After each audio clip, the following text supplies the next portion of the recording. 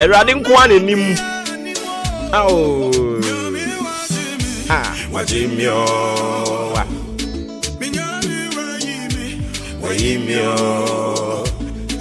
How be more. It's of course another beautiful brand new Friday morning. We are live and large on your family favorite radio station Ahenkan 93.3. Sharon so for mommy and Fiada. It's a freaky funky Friday edition of your most authoritative social, political, and current affairs talk show. Martin, about to free sub break up himself on Panun Dubebo for God Encountery. We back on your radio. Some 45 minutes into 6 a.m. And if you that's the medical catch one, Buja year for the week. On behalf of the team, Udi Ahenkan Kwame Yaboa, Ajumpahene Kofi Mensah, Kobe K, and a Billy Man. I don't pay yada say what I choose here. Yada say what make it up our mind to journey with us. We are so much grateful. And of course, I am privileged to be your morning's chef. Oh, Boba Ofuri Amanfo. I don't pay me patch okay, huh? We have a lot for you.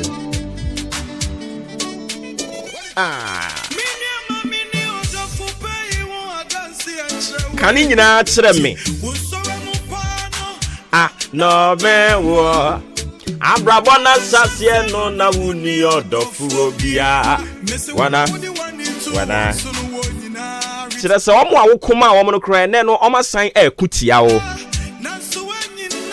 Omo awoye wadwen say you will fight for them.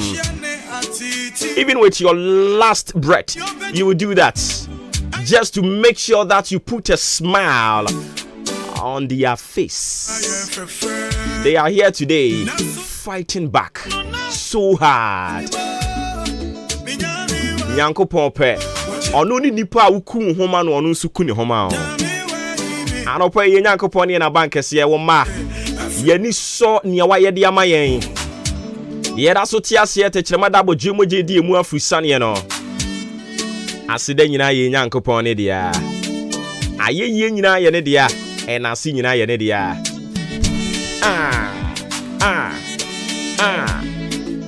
Shepe, Ninyum Bakuni Tum, Glory no media tun chain ho, Tam Tumu Mami, and Sana Echri Yeti Mami Helena Rabos. Nediano, or see, glory belongs to you. Se otsna se, no boom compound ko hewechi, na what take stock of our life. Baby, I will shall you free, yeah. Okay, just you want to know, today happens to be the 15th day of September 2023. Baby Rade Odia Bidruno. Yes, I finesse as a grass agro. We are still journeying through the pages of the month of the year. And ne is September. Ne de tosu edu enum. Onia diniye. Glory indeed belongs to him. Ghana adisiye oboba ofore amanfo emamo ate ediba Ahenkan 93.3 FM.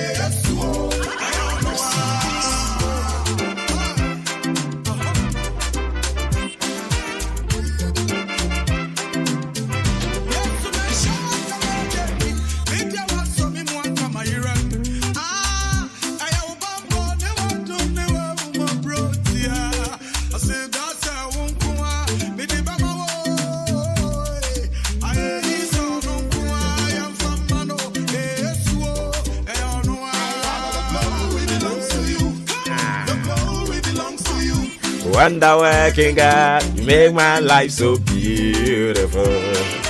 Eba, sing eba. Neja wants so me one, come on, yira. Ne wadum. Wakani nyina. I didn't ya sida bi wo no mo a. Eyo no ane de be ma no. Ayeye bi wo ha. Eyo no ane de be ma no. Singeriba. Wa muadin o mi di gaza de Yesu ba. Me won kwa wa muadin.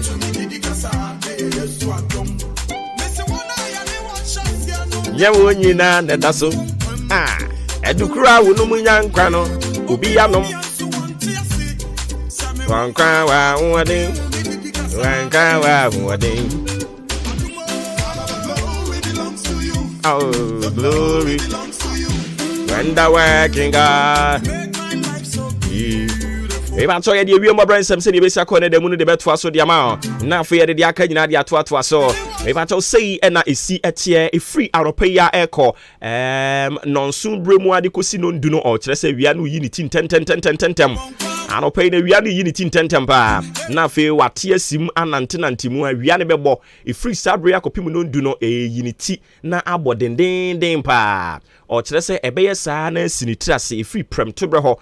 Edi air chrono emia yahudu obi wepuemantem hanom no ensuo no ebe petepete kakra awia brem sanse awia no a eyi ni tia no pay no ano be den tia be kotwe nsuo kakra edi aba onwuru nyo no o kire se wiem bete ene enti ya na wahye ne nso edi amame sene wiem bobra besia ko ne demu no eno na wadaroma edi ama oye bone tofa biom asa di ama wa wo kire se ano pay a eyade se awia no eyi ni ti ano pay a na nantenantimu ano be den kakra be sa dia kwakosi nondu free nondu ba ko ho kono so wo kire se ano din no a ebeye no enam so be kotwe ensuo e dia ba puemantem ya yahuduo no ebi e ba to ne titiri o mo ben emepo na enkwaye no ensuo no betimi apetepete kakra ya na wahye ne nso onwununwo free no miensa ho ekro no nso wo kire se wiem bedwo mia yahuduo bi ensuo no ebegugu kakra se ne wiem bobra besia ko ne demu no edo na busua wadaroma e free atena kasiem aba yedimu amane edi amawo afei no agene ye ne aha eye ahenkan 93.3 FM Jumedia ne braso a ye ba bidi edi amawo free sabre ya de kokopem sa no panundu ebebo no edin a edaso ene maachi menso a madawroma moyi mese memra mekasa mfa mamo medin obuwo ba ofori amanfo yamo achi na fei yantoaso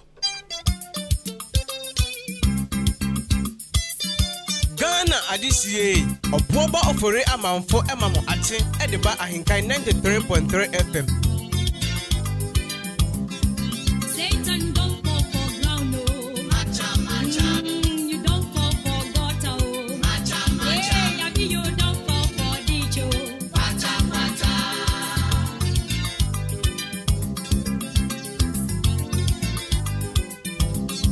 Satan don't fall for ground no. You don't fall for water, oh. Macha. Yeah, you don't fall for ditch, oh. Pata.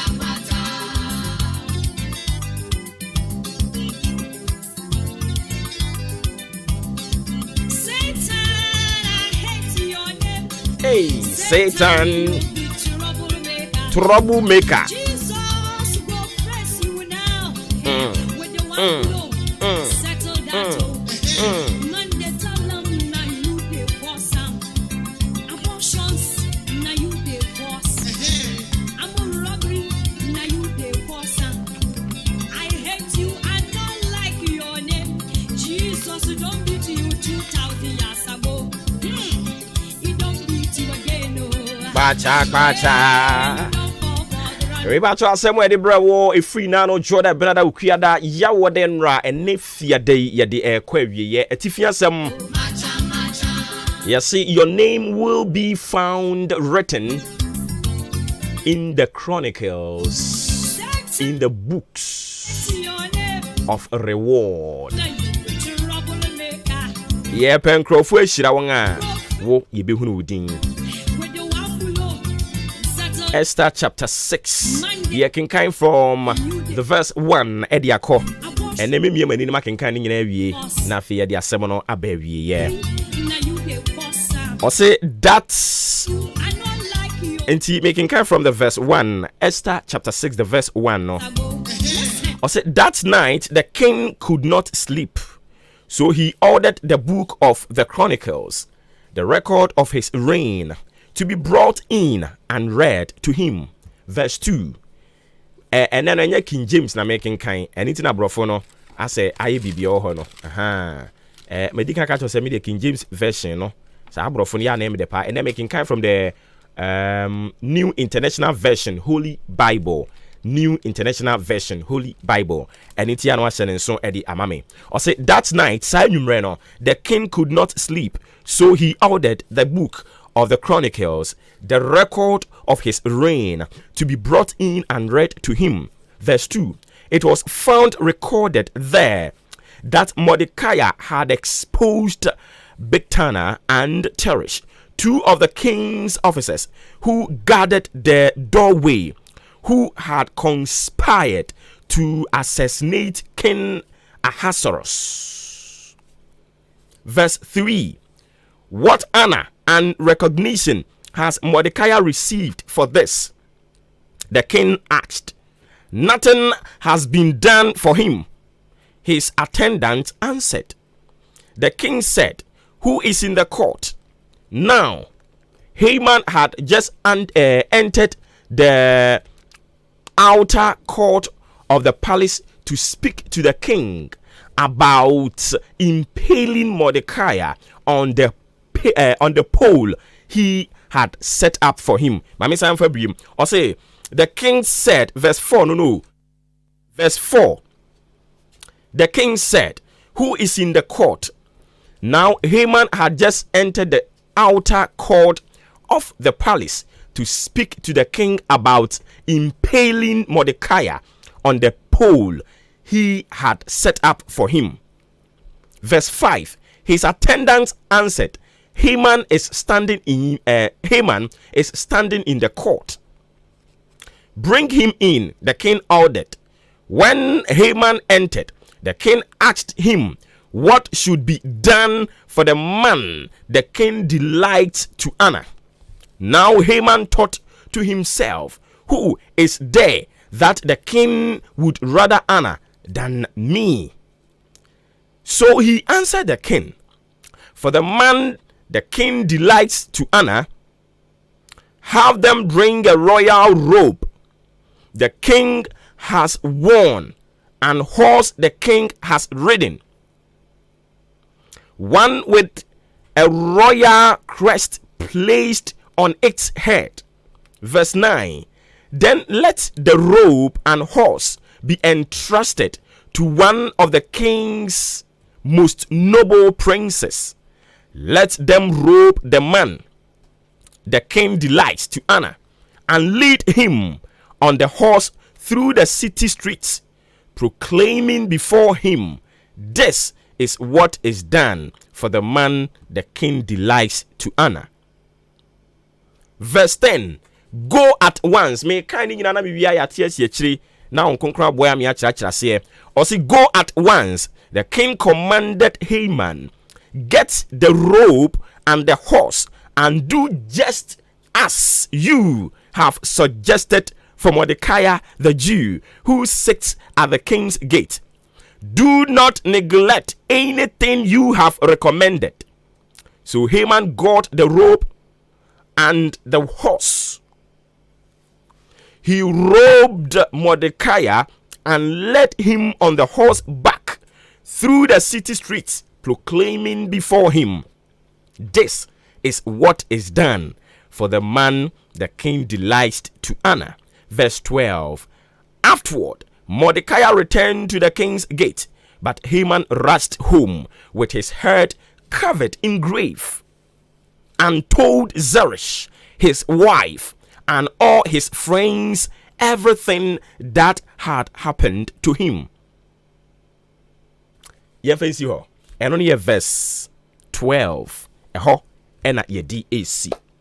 Abusia, for some time now, wa follow yenia message ye de bre wo no atifia asem ne se na awurade bema wo udin se ye ma buku a ye di sire nyame ma se awurade fa ne ngoma a wo de be kai wo mo aye bibia ma no wo na dwumam ena no bible ma yeti ase se na Hezekiah kai awurade de waya ama ne pen wo na sori fie awurade nso kokofa buku a wo de kai no obroni friend the book of Chronicles and I said records okofa ya wo kai na onhwemu no ohun se ampa obi ewo na henie numu a wo boa no enkrofo bi pam ne tiri so na omoye omadwen se nka omobegye ne nkwa afri ne nsem no abrantie ba beyi won asutre ema wom etu ho anamon esi saa adwenbone no ekwan na ohene ne mramu no se wo ye papa edema wo hene a ewo se ohene no nso otumi eye papa edema wo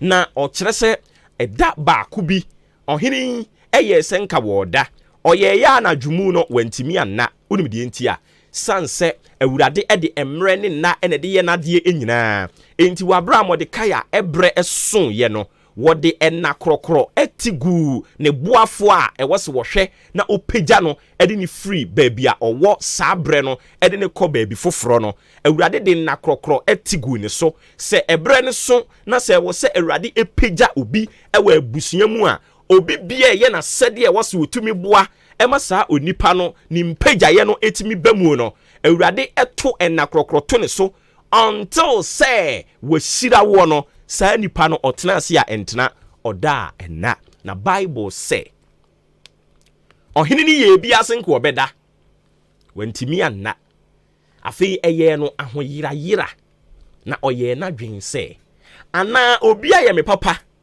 a ewo se me nso me boa no ena mi nya mmoa no ena ama me ho yira mi ya na oma omude enwoma no ebetu nanim okenkan ye edema no wokenkan ye no afei wo hunu se abrantie bi ye jiwni abrantie bi awurade aseda maake no ato ho abrantie bi ababaawa bi awurade aseda bonidin se on this day on this date mesira no mepagya no na bible me yeti ase se ogusu a wokenkan no hunu se abrantie bi a ofiri jiw abusuani mu waye ohene ne papa e woso ohene no nso so etumi ehira no e woso ohene no etumi kai no na opagya no edi ne si baby a ekron na bible say ohene ni bisaye se sa abrantie ya waye madoye yi ede ben e na maye ede ahye ono nso so animunyam okenkan ye no na somfo ni bi agitu mu se sa abrantie no a wo ye wo papa no ye nya hwe emfa ma no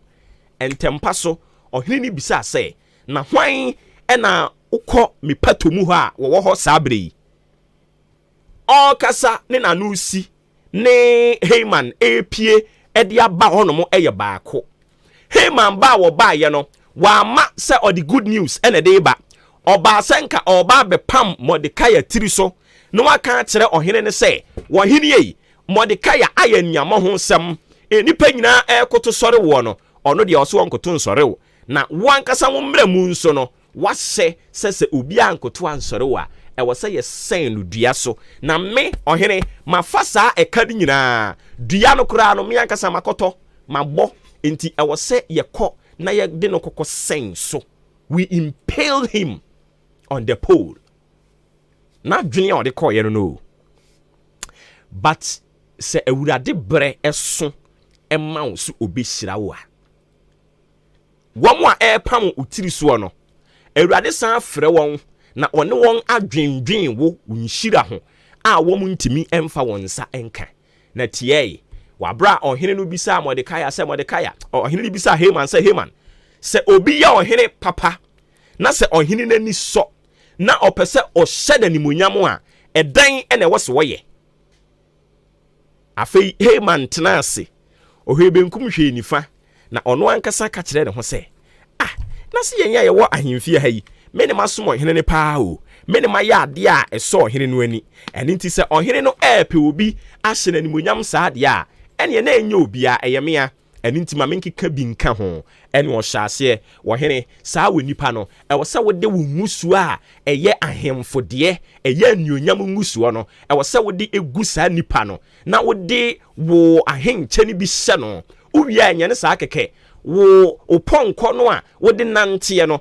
e wo se yi baako de ma no na wotena so na ye dress no ye sen wanuonyam na ye dress ne say nye no anu no ye de ne tena ponko no so a e wo se ye hyeda pe okwabenane e ma odi akire na oye dede e de kira amansan se wei ne nia waye e de ama obi a ohene no ani asono na no si ye no ohene no say okay nye waka na papa na said ye waka no firi adi na wo ankasa kokoye efama Mordecai sanse Mordecai ena mani asono na mepese meye bibi e de hye nani onyam afi Haman enkonkomoa ena abo ni tiri so yi anopa yi wo pam tiri so wo eka wo nko nanka wadwuma bow nanka waware na gu nanka abofra no a wo bire nya no nanka wasei nanka wawu wamo a pam matiri so se wo ma omunyina be ye akosampafo womunyina be bo akohwie no awurade be dane no se awurade dane Haman ede na niema Haman kan ye no awurade dane no eye edima Mordecai anopai won so awurade be kai wo sanse watwero wudin e wo nwoma wo de kai ne ma no emu na watwe mu nyina nia ye de brewo eno no na watwe awie yi a wo kwa e hyase ye ne no nia pesa wo di hye wutirim ne se awurade atwero wudin e wo nwoma wo di hyira ne ma emu enu nti wo obehyira wo sane tie bia mo aba mu kosoa ne nante woni nwunu na se kosoa ne tena ne nwunu na se wase wo bo ebebam se bre ne nso ya ebebam eye den ara ebre no ebeso e de ama wo awurade nka wo ho nadom na oso mfa ma wo e ma wabamu muda let that one be the last thing that you think of se wabamu bebu no kosoa ne pim ko wanim fa niodin pim ko wanim fa nyamisuro pim ko wanim fa ahobrase pim ko wanim adwenemu fan nwene nipa ho adwenbone obi dwen ho adwenbone kra no a enam se wo adwenemu ye fan ti awurade be dane no and their mess will become your message.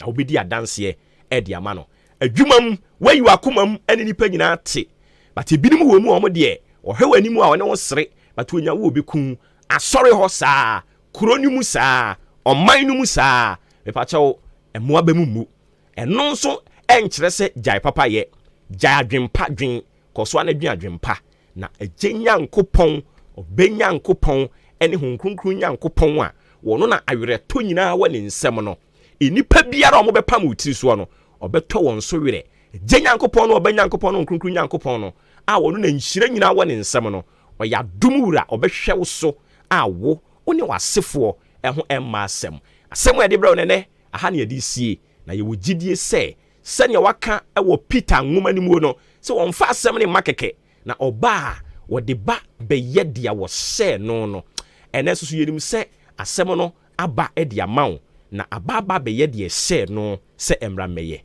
erade ntira ni mu nkyere yen ofre me obowo ba ofori amanfo Kristo asem bienke ho sports up next omu wia ye besan ba abetwa so e dia mawo yankomra. This is the moment we waiting for.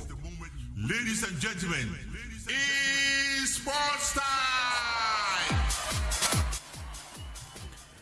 Adesimamba, Ghana Mamba, and Anopai, Yema Munina Kwaba, Sunkubio, Embra Henkan 93.3. So, Yatanasa, good year Munsem, Ena, Yade Ebrewi, na Memphasida, Emma, Jubilee Hospital, Masha Sema, Dan Daniel, na good year Munsem, Omodia Baba, Edia Bobo, Medin Semino, and so Ebro, me come food your mouth. Se o yare hondo do ope ayaresa bebe sa yare ama yad wanyina enso iron tempa so dia enwane Jubilee Hospital yade bia attitude bia no fabre na a doctors na nurse for engineer so enhwe na bibia so enkoye emfa ema afi e bia lab na pese o ya pese check o blood group na afi lab pese o yina no ube pimo akaje laboratory honma yebetimi edi aboa na bibia so akofine enso edi ama afi eye pharmacy enso elho e bia wo no aduro bi na o pato anom dia sa ho yare a pharmacy honum a edura opato bia no ebi enso honum antenatal care no enso aba ede ama ma no mafo afuro no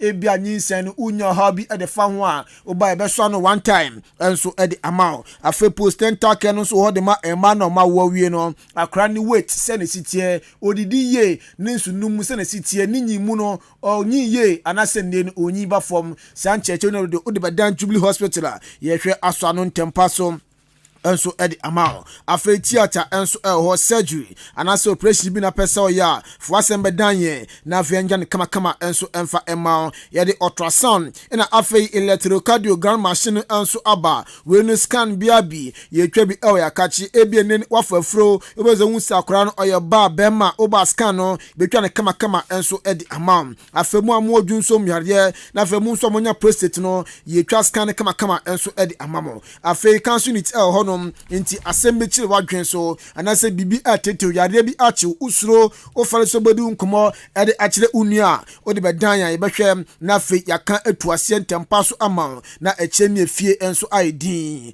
afe wani na ohwa dia unhum enei wanhwe entuase ntem ochina bi no ha kese pa na de ebrel inti o iconic amfidi ahyemu mu a wani yare nyina no yede etuase ede ama diabetes and hypertension for no so ena no pay ntuachire ekoso ede amamo nchechewe ekoso fiada we ani fiada bia na san cheche no ekoso edimamo afi canteen wo ho upeduen papa atodi eduen na pomdi wom atodi dia eno na Jubilee Hospital ye canteen no sa oba no gita insurance so dia ye beje na ya hwe ye uhwe cha kwan a odan babu road ya so amantra bridge ne so honom ena ye wo 0244 575799 0244 575799 ana 0241 784645 na oni Jubilee Hospital enso edi enkomo na bibia so akoye edi amount afe Festus Enterprise enso aba Festus ene umoti TV no enkoye DSTV Unibi ene Star Times ene Ghana Premier League no honum na etwegu Canal Plus na fe edi combo ni nyina no se upe biato no amafie aye nije nikani kandia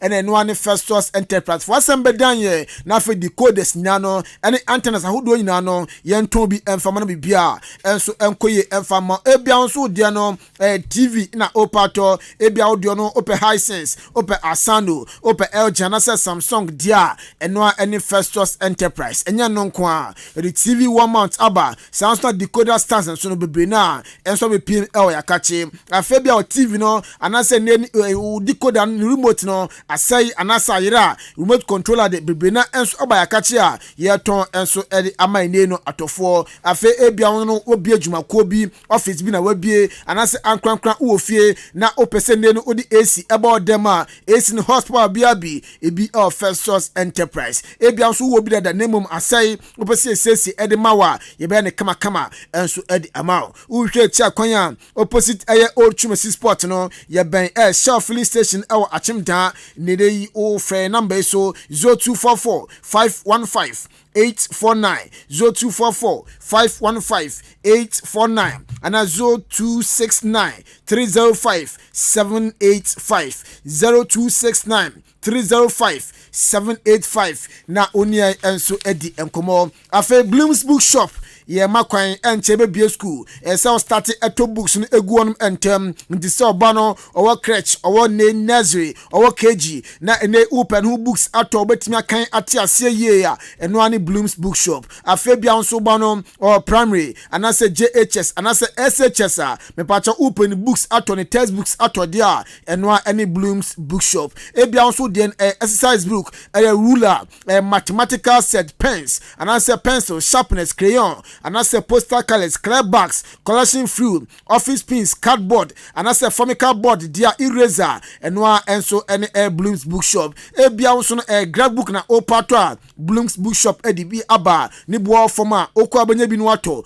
na bibia nso akoye ed amount asemda ne say ye ton wholesale price ntenen oba ne bo no ewo form say a enya de kotua nti oyo wofo anase ne uye school ni na papa ato books ne ni bo forma eno any Blooms Bookshop uhwe cha kwanya Achimodan na se opposite commercial bank car park no honum enewo 0244 293 632 0244 293 632 and 0203 083 731 0203 083 731 na oni Blooms Bookshop enso edin komo na afenchema simide waje na bibia nso akoye edi amamedin edi Joshua Kwabena ejenim Joseph Ajiri ewa afei aya Raymond Ashete Rat eni Beni Tomauli e produce show no Yanshe semna sinda no pay enfamo anshase enfam medium asoye enfamo onyankopon ayaduma kwasiada ene se game kese no etodwa we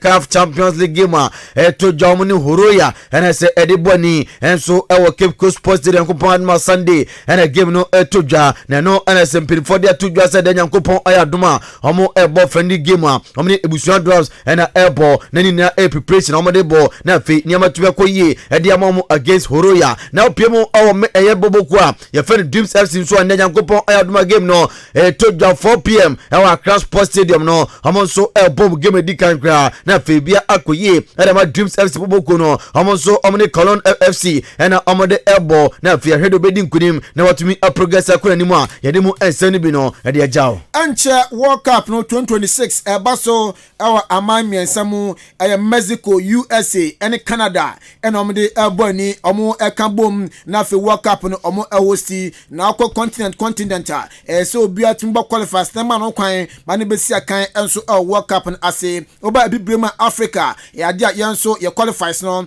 enche ebe sha November na sha se Ghana ene yenso ye press betimi nya opportunity na kopie mu World Cup no ase enunti no na se ya dia Ghana first game qualifiers na se no ye ne Madagascar ade ebe boni afi second game enso ye ne Comoros na ebo na sa games 13th na 21st of November ena ebaso afi Monday 3 Mali ene Ghana ede eboni eno no ebe 3rd odoni chema June na afi odoni chema Ghana enso ne Central African Republic enso ede aboni 14th June next year afi match day 5 no Ghana ene Chad ebebo 17th March 2025 ena afi Ghana ne Madagascar na se Madagascar ene Ghana enso ebebo no match day 6 eno so no 25th of March 2025 afi match day 7 no Chad and Ghana and on 1st September 2025 na afi Ghana ne Mali enso ede aboni match day 6 and on 9th of September na se 2025 afi no chema Central of Camp Republic na fie na on Ghana enso ede aboni 6 October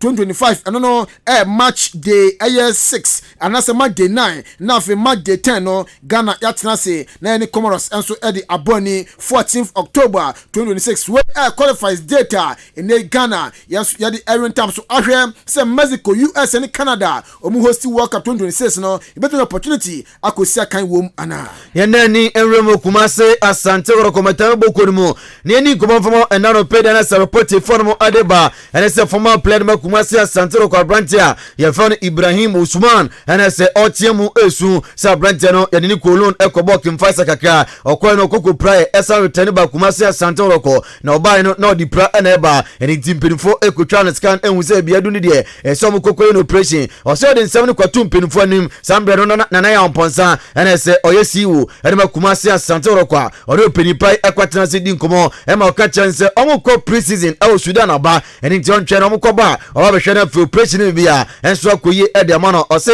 up to date ya de pinfo enso ahwe no abrantia ye fa Ibrahim Usman sei ene odi nkomo no edijae management are not taking care of me, so you the board. This is what is going on. I am them related, and then they also didn't care. So like I don't know what to do at that time. When I went to loan on Tuesday, so that's why I got the agent. So when I returned back after my loan contract and I returned back, that time we were come to start like last season's league. So I consulted Galeo. So when I called Galeo, like told him everything, I told him like I don't know what to do. This is the situation. So please, do your best and let them take care of him. Please. What he told me, pressure is on him. I was sending him messages, calling him, like he came and blocked me, crash. And I said, wow. Frankly speaking, I needed help badly because I have no one. I really need help badly, but I have no one. I don't know what to do. Now, people think I'm trouble because I don't go anywhere. I don't go anywhere. We and some of my player Makumasi Santoro Ibrahim Usman and a Jan Nanopai. Yegusu ejina Kumasi Matema Asante Kotoko Bobokonim na former player and coach Edema Kumasi Matema Asangoloko and Afe Black Stars of Ghana in Prem or a technical director and so Edema Aye Kumasi Matema Asante Kotoko James Akosi Apia Mayere and Ekase or see in Prem or share recruitment any players Awodwa na se Boboko fan Aye Kotoko and so Aya or GD or confidence no say players Boboko fan Kotoko I sign on afie kodoko bobo efepa enso our liga ene ehyasie no emu Meo Irish Mukasisa players no ayanya no ombobom humodin today be aginya ikunumde the important I was saying na yehwe say yehwe players are omo kotoko musese na bebre aye afofo nti this is the time also be aba no behwe players no. This is the time I will say the DN support it me pushy players no Emma Omutimi Ejina Kotoko and the end to yesterday by companies be brave totikis nibi kwa diama supporters basa best so bia mono homodin so no so with me abapa no na a shame trying kese enti wey James Akwasi apia na osan ekatwa so say liga on mabesha sie enya win nko na force players no say no omonsa enka o say ade ya important ni say players no bobo a FM na Africa the supporters amuba stadium no omani enso age o say ade hia ba kubio pam enso supporters ni na enso ebaji twi age trade abepie mu o Kumasi Babanyara Sports Stadium na Africa support mu ade no omde abetel machi o say 1980s ni mu raba no omujem esakana kotokono bonse one ne yere anase ne mba ne busuafo ina nom ti stadium no mo hwe game ni bi ekoba ne sa ejinjomu players no amambo mistakes enso all park ne so James Akwasi apia mayele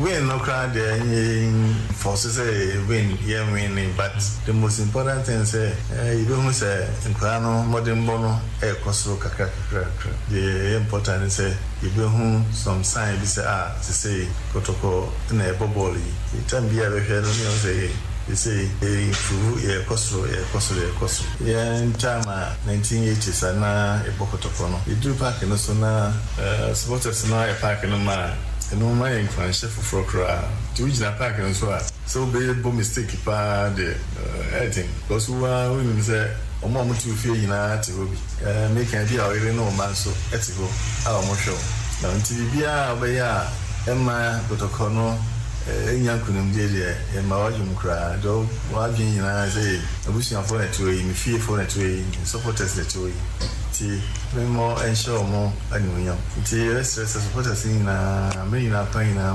mumbra stadium na mofa on pie bonne support via mo mofa anything match wey a former player coach Adema Kumasi Matema Asano Okona fe Black Stars of Ghana in Prem there or serve as a technical director Adema Kumasi Matema Asante Kotoko yena ni remu awoko United wo ko nkodi nkomo femfara mfama ene anopere kopiemu awoko Nyankopon ayadoma division 1 league no na se October 6 da dwumadie no enso e chance okwo ejinamo represent Eastern Region Bobby na ebia so akoye dia mom na reporter betodwa se sia de amanya partnership de obi esemu edeye pa amene Ghana Post for enso awie ma bibia akokama adema Oko United a ohwem jese ni mo abehu se Oko United no na se acho Ghana Post no enso ade aguma bia akoye adema mo game dikan eye Oko United na fe Kofodua Simpa na ebebo na fe Tutubribi enso ene eye Kutukuri House enso ebebo nia we games out don me betodwa e Ghana Division 1 League ni mo amede musem no ade ajao na yempiemu awo Accra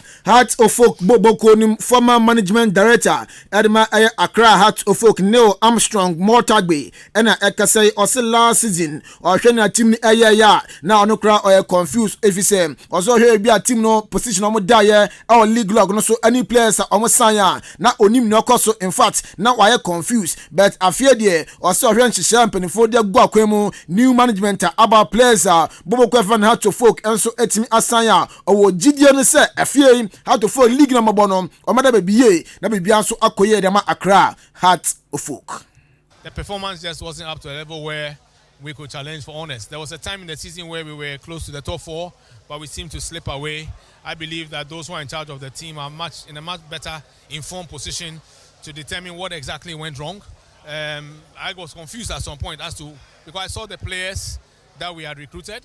I saw some of their performances in previous matches, and then I saw some of their performances in subsequent matches, and it begged a lot of questions as to why. But like I said, if I don't have information, I cannot comment on the matter. Those who are close to the action, who probably would conduct a thorough investigation and an introspection within both leadership of the club and the playing body and the technical team, will be in the best position to say what went wrong and hopefully take remedial measures to ensure that the pain that we, leaders, players, technical team, supporters all went through this year will not go through that pain again. We former management director ma Accra Hearts of Folk never say die until the bones are rotten. No, Armstrong Motagbi. Yemfio nani enso enremu Bright Elite bobo kodin ko mfo no enfama ho ene ano penese kasama for edema Bright Elite bobo kono aya Bright Fane Gilbert na Gilbert no den kuma akra de agya wo so mu de wa piemu awa chemu dan ene ni patem asei so mba ba boa players a omuni mboni boyie ba na fe omu huma bia omdo football no ede ekonom de ama baso mba boa mu na amateti players ahodo se de ebenya sambo agya nom ene Sulemu Jano musaso Kudus Mohammed nom enso awa chemu dan ni patem yade ensem no ode ama yenkokwete ensem asa Gilbert edeja ne anopai ye woni ma bebre wo ye ni so a ye hwese ye beboa prayers no ene emabunu ewo odan eman mu ana se nkure ewo patemu ha bebia no enioma ye atoto no ye hwe ni mu se bebam ana se obi a ne kondo bia se obeba team no mu no na ya boa na bebia ono nso ne bobo akansie na oye no de asine ni so na duru no atumi abamu ade we ayen semese kasama for edema Bright Elite boboko no Abrantia Fane Gilbert edeja ne anopai. Yes, Kofi se Gilbert akasa dia ene etie Abrantia Fane eye Abednego Tete on na last season league boy no omeji ye as eye goal king. In fact Osiakan edema eye boboko a ye Fane King Faisal esanso bejinem ebobi enso edema goal stars boboko no na ye de league ni ba na wie ye no na ye de goal king no waji edesi naso na nanu ada na Ghana Football Association awards no enso etime course that is Saturday no na awards no course no Abednego Tete ne ye no say on no bon homodin pa e ba no goals share Premier League ni mu a ono na edin kan na osi odwen ho a ontiase otiase nso a ondwen ho ebise kopie ma se na format no esi ekoye Division 1 mabo mu Division 2 nyina no obedu Premier no enya sa na ekọ no na ose no podio de no eto nchen efise nia oji best player Ghana Premier League no mpanifo eman 20,000 Ghana cedis, that is 200 million old Ghana cedis no na ono oji goal king no mpanifo man 5,000 Ghana cedis pe se Ofanko Hospital na Ofanko Twinisi osisa de na nei Ghana Football Association aye no me kra am tie me dwen ho am ntiase ose man 5,000 vouchers Ofanko Hospital dental hospital na mintimi hu say mistake o say de yu na bae osisa de man na esi ni nyina anti no Ghana League ni kra nya na condo bio into Wajaibo Abednego Tete ni komoni but the HR Lesunu Ghana awards night Saturday awards the top scorer of the first division on one of the goal king, the top scorer of the FA Cup on one of the best player, the top scorer of the first division on one of the best player. In Bani League, Obano the top scorer on one of the best player. Keeper here the most Steve on one of the best goalkeeper. Coach our winning league on one of the best coach. But I drew Premiership Niswa. Yeah, the best player Emma Obia was 11 goals, 9 penalties. Almost reason is a Waji League. Many problems. Best player 20,000 Ghana cedis, which is 200 million old Ghana cedis.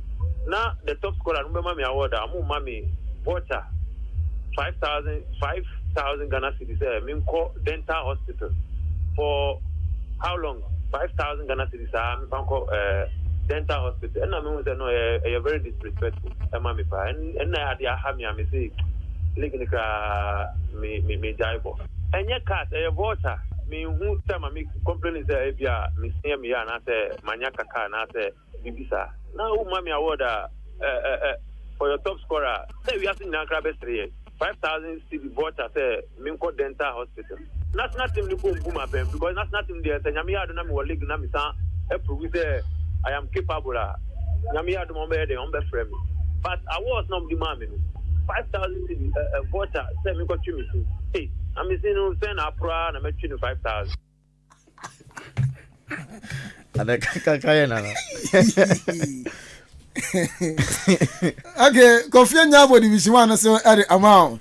Na ade a enra festivals no enso etimi eba so we 2023-2024 Access Bank Air Division 1 League no zone 3 na match day 1 no Home Stars ene Ho United Ankuti ena afe Atram Divisa Susubribi SC ene Kotoku Royals Still Believe ene Kings Palace ina airborne afe Oko United ene Koforidua Simpefie airborne first game Golden Kicks ene Nagod FC na airborne afe Nanya FC ene Accra Athletics ede Erin Times so na afe Akachi All Stars enso atina fie na Omni Vision ede Aboni Achimda Kotoku Royals first 10 games our league ni mo sena esi etia first game away on Susubibi ina airborne afe Akachi All Stars obon home stars away Oko United home na that day ni meni obi nyina be ko stadium na afia kwakwohwe game ni bi na afia ya hwe na ne mbɔ enso ni Kotoku Royals ene Oko United eno no match day 4 our division 1 league ni our Achimda afia Golden Kicks enso Kotoku Royals born away Nanya FC home Still Believe away Accra Athletics enso home na afia Nagod FC away Koforidua Simpefie enso born home into way enso games na se eba so ewo division 1 league no emu Yankwa mano ne nemfa krabi ntache na fe yankwa de ande games out do todwa ewo European party no se ne besi akọ Paris Saint-Germain and Nice ebo na fe UPM Bundesliga mo Bayern Munich ebo Kusinde nubre game no todwa Rayo Vallecano ebo Alaves enso ewo Spanish La Liga mu a medimu nkomo no ede ajaw Kofi I fancy na aka so ntoaso nti ye di si ya medin ye di Joshua Kwabena Jenim Yosef Fajiri Otenenka afei Raymond Aseteru atani Benito Mauli produce show no captain in the morning obo for the manfo over to you.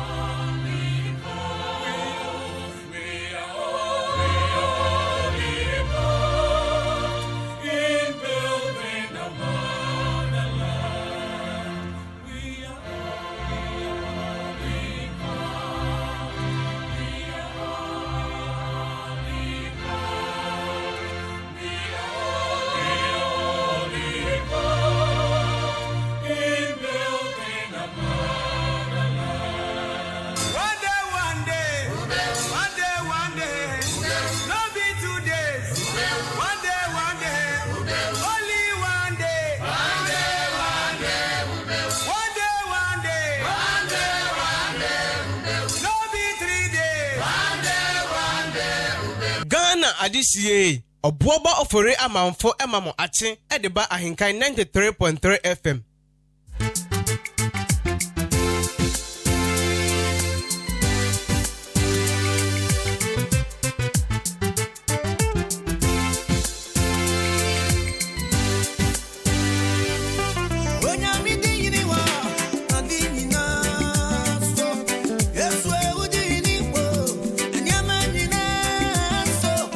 Ready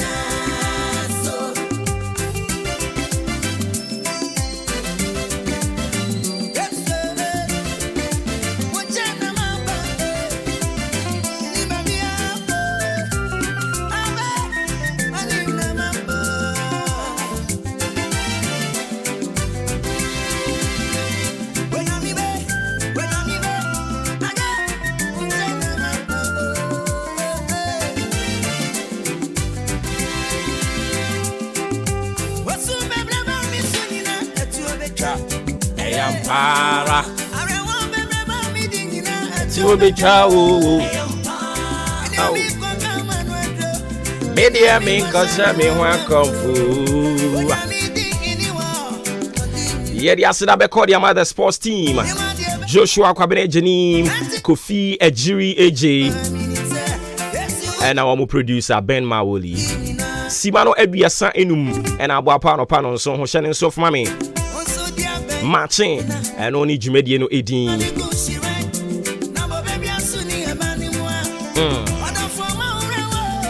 Debut, Rainfi Wudu. Adina so. Yeah, the word that chinty, or brack into any future near this year womb. Yeah, the Bema on a fade, the one cratam was so swabaquem. I feel big interviews, you know. I don't think come upon yet in answer the Bebrel.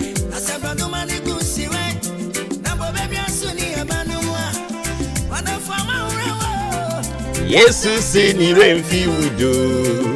When I'm meeting in the walk, I didn't so. A glorious happy birthday gone out to you, Maakye Jekum, aspiring assembly member or Dankwanta electoral area. It's your birthday today. A glorious happy birthday gone out to you. Live to be 93 or 3 and beyond. Adina so media mean cause me want kung fu. Adina so.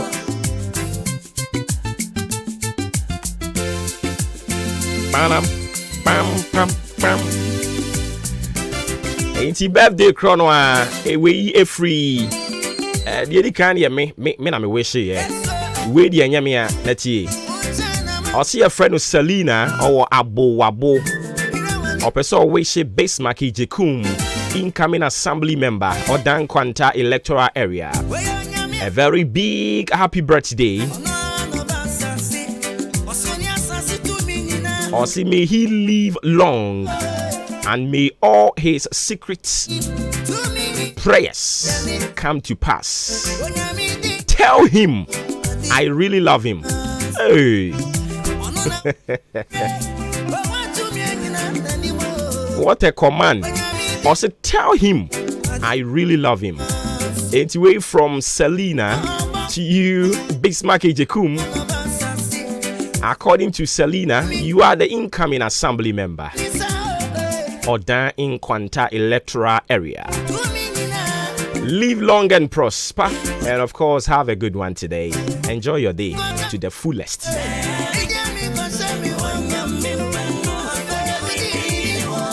Adina so hey, come on. Ghana hadisi oboba ofore amamfo emam One ten amabu.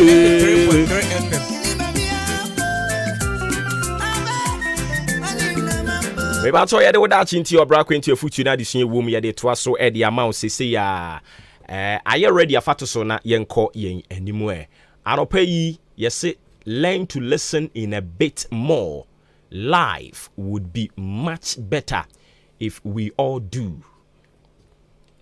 Learn to listen a bit more. Life would be much better if we all do. Anopa yi dia ye de nam eno eya mempentemu mu aten. So obi be kan asem kire wa yitie no afa ne afa. Obi eba na enkomobo bi omaso no de ba. Eba cho oti ye no a ye make judgment. Oti a okasemate. Metu ho anamon. Ye nyina nkrani mu entity nkrani. Obu anu aya no pese wo hye wabufu keke. Ani nti obeka kire wa wonim se wo de oti ye na obe react. O reaction nso so ebeko cause trouble e de ama wo ankasa. Ani nti always no omo pese omo beka gibi kire wo na o react na de wo how bi e de brew. But I no pay with that chin enti. Se obi beka obi ho asem e kire wo. Obi beka se obi di wo ho konkonsa. Obi di watemu akacha ne se mate.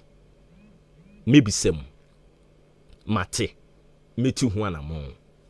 sanse otika kire eboman esekru otika kire ye nya ho abotre entiem emisemu nsem no eboman esekru krobi agija enam otika kire obi kokokan obi ho asem se oboba kotiai oti ahenkan ena wo so paw ono nso teye no wenya abotre ena o retaliate ye akire yi ena ye kirekire mu kire no ena wo hu se onipa no oba bebo na mane no ono ne buru nsampa otika kire ebo man esekru eni ntisi obi beka bibi kire wo a yempentem emu aten hwe akoda yi ena ni teacher ebo ne ma akola ne koye no okoka na asem de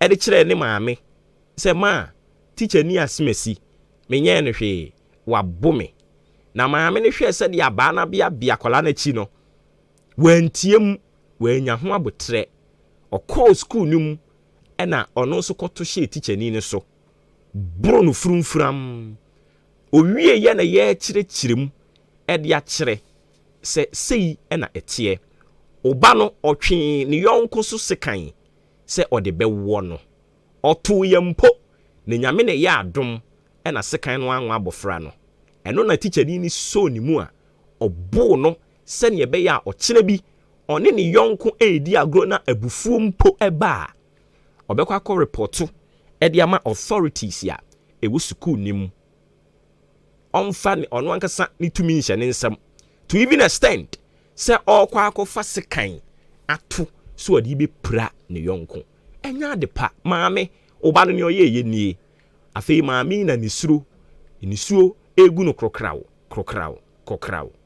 wenya botre otika kire ebo man esekru anopa yi woda chinti se obi ebebo amane na impo eyakometu a nya ho abotre wate na enipa ni bi wo no mo a menana ye kuma ne kan ye yakopon fa ne kra nsie ose nipa jejefo ose ne bronsam so obi pese wo jejewo a ose ne bayi udi agro be jejewo a ede wakọ haw kasiem eni nti se ba na wanya botre na watiem afanu na uwia wa make you judgment papa upie ko adwuma oba ye no oyere oye wo ma ne ho kwadu obọ mo kwadu di akyerew onso wanya botre antie wo ma no oso wo mu tra eno wa boro wo ma no mo ho apaapai afei ubi sa mu no sana eye trivia issue bio ananka obetimi asolve afei wanu ho oba ye o ma no abo yire kwadu oso wo yire mu wabɔ no funfram akire yi na obehunu sɛ wo ma no ankasa ne yenkwada abɔne nti wo bɛyɛ ne den mepakyɛw ɔtika kire ɛbɔ man esekru sie nyina yɛde kwadu bɔ bɛba na yɛbetie mu a yɛmfa obi nto ɔtan kuruwam wabra yentie na no asɛm untie obi ano asɛm a yɛmfa no nto ɔtan kuruwam mepakyɛw learn to listen a bit more. Life would be much better if we all do.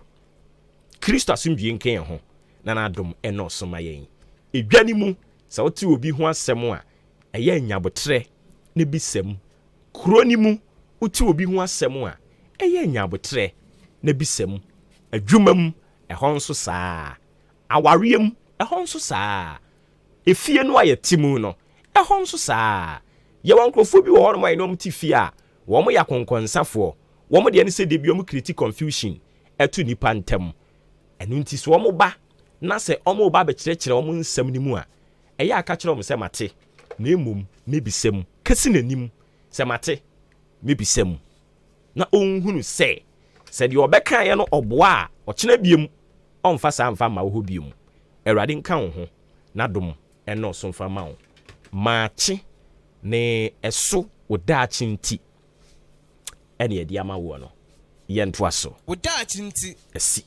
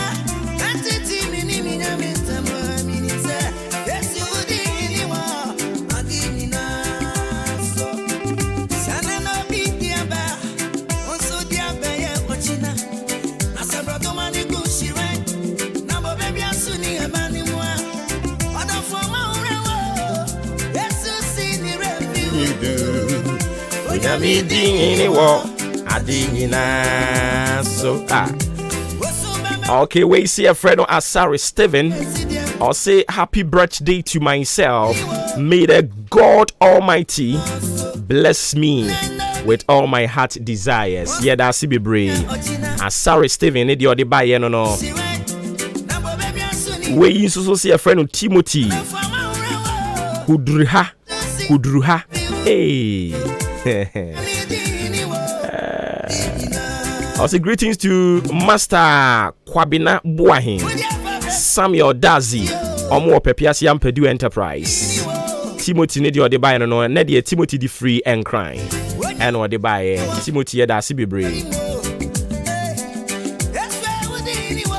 Sansuna we say Bernard ni a Jane Kraku, aka Papa J. Good morning. Why connected from Tema Newtown. Na also then a very wonderful birthday and confirm Nana Abina Fusia Aye. May God bless and guide her steps. Hashtag no aye the best in the east. Yeah, that's be Papa J. Afi yam refi ha na yam fa the ubon krata mo boso no and twaso emma. Kweku atena sesan so na afia atena se afia po mboko de. Boko. Enya hwe. So nso apo mboko kweku. Yeah, the radiasi. The radiasi. If you san kwa ba betu ye nyina biom. Ye kodi weekend ni biom. Yes, radi so nkan ye ho. Na ondo mumboa yen. Na ye nyina konkodi weekend no mra sumdwe mu. Se obi gigi yen a ye muwa no. Ai. Obi gigi yen a ye muwa no. We say why connected from Apradi. Your friend no Amotia. Hey, ye radi. Amotia. Amotia. Dwarf. Amotia, I don't know, but what's in the dinner no? Your friend Amotia. Uchimoto ana. Nimuara. Okay. Ogusuti yen, what send a message na ba sisi and then Ogusuti yen. Oh wow. Enti Amotia kwaku pese hu se wutwimoto ana. Also wa Prade. Utie yen ye da se bebre. Ana ma mentia ayi Abena Forest or Yemeswa. Abena den. Forest. Oh, okay. Watch my Prade. Inti say Amotia nim no obehu no. Because one of the popular women. Inti Amotia be forest nim sa na tie. Kwaku. Amotia be forest nim. Oh yeah. Amotia be forest nim. Yes. Say ho na mutena. You yate. Anyways, what we come right. Aye, na fe yedin komo. Okay. Anopa nonso about minute aduonum 750. Ema etiefoni na chemama kwa aba de ban kan 93.3 FM. De obonkrata odra ba dwaso na poso ene eye fiada enti eye Frankie Friday. Ena yesi adwa betepa na enkrata ba dwaso ye de ba besomo ye me kwaku anin kusi buadumene afiampofoa. Diamde shase eye Daily Graphic de rubo krata na womo kyerese woma ekọ posuko yinami se adwuma no ena botu ba kwakọ di adane akwanya kwanhia ama woma eyinam no nipa makomako enson womu hu womu na so ye mema ye hu wom ewo adan ena saawre wosemi esi adan eho no ena afi so ye se kanu fufuro mu de gu enso di yinam no afoforo wom no ya de tabona to so nya de ombepene ama afoforo no adi dwuma Accra to Tema motorway to demolition underway to butuno so Accra to Tema to butesi wono no womu bubu no womu gusu bubu no Daily Graphic de Wokrata Ani abusia mamento asomfa wei ento asomfa ma Ghanaian Times da Wokrata no ena mede to aso na eya kanu hu nsensem wo ya ye de kopo no ena yesi aban de hyehyɛ foforo bi aba se bebrebe ya de kɔ ya de wom system nim dada ne dɔɔso dodo nti ene omo so omo de ensakyraye bi ba ya omo betimi ahwede edi ehu dwuma na timi aboa ema ne omo akɔnanim wo eno nti kratai ebom nkyeremu a fisheries minister wada hanom say maame akwakocha reservoir wada ha ya wo kyerɛkyerɛ nsɛm a 2 person to asem no mu nchine page 11 asem no eda ho no mu kakra owura as ayensu Dr. Ayensu ono nso eda ha no mu sei kire nioma huduro bia emboa ema asetena yetimu o enko nanimu nioma 1212 bi asetena mu ne ehon nkeka ho eno nso eda ha no mu sei aja wo kire mu a eno nso ewo page 12 na Ghana photosanfo kendo foriata ono nso eda ha no mu sei ena afei wo kire debt exchange program na eba aso ene ho nsenka ye nyina danso wo kire mpa ya ehun hyehyeye foforo bi ni ade nyina danso ka ho eti Ghanaian Times the bokrata no Daily Guide the bokrata mu nsamefa ensamienu pe edikan no de tabuna de ato woma ekọ ensoso kanu adigu nsoso yi na mi foforo ayede tabuna to so no Fisheries Ministry ena ekasa asemi ena foforo apima meka eye maame adwasafo a oyem na shebdweni ewo dome kwabenya ena oka kire NPP amanyoko ni se opawom chopa nyoma bi esi atwam wom fa no fom so encheno Daily Guide anopay na ebusia me di the Daily Dispatch the obokrata no ena eto so ede amawo na owura makati eda ha sei ena wo kire nsem bi mu sa wonde ya waka kire adanimo nso ka enipa nan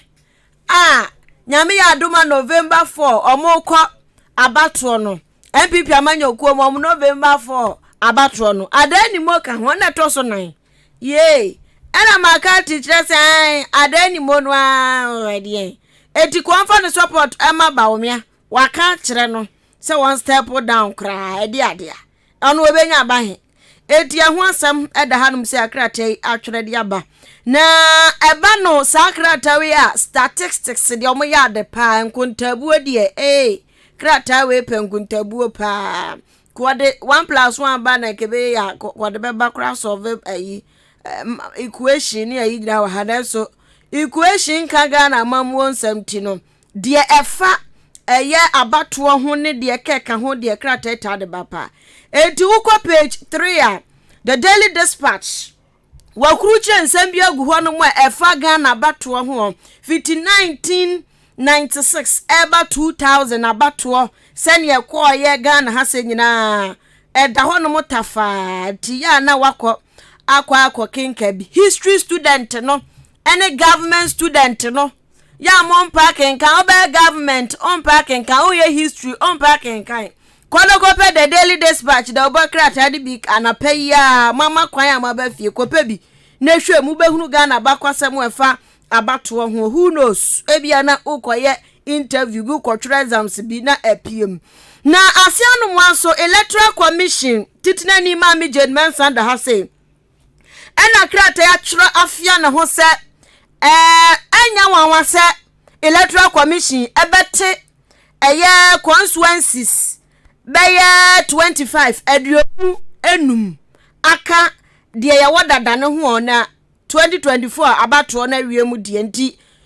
ati asem o kan no se hwie bento ase 2024 elections ne beba so de na electoral commission ate constituency mako 25 aka ho ya ye de koto aba nti ho asem eda hadom se ya kratai atwere ede aba na ya siko mogre ye ede kwa manfoforo so twifa mu o kokwankwa akwafo atwifa mu free krom hade tratra borders hwani trum hwani trum no si yesi ye kekabo mu a sika esom won nyansam ketro ho ha $600 million last year nkwa smuggling cocoa smuggling enon kwa no tikratai atwere ho nsam ede ato anomu a ene na yebo mu nkyeremu na IGP enso da ha se no se enkwafu egba me hopo no mu nim time ya hyase ya time ya hyase akra na mi se bia akwafu mu di kwankonsen na wa moto atete a chese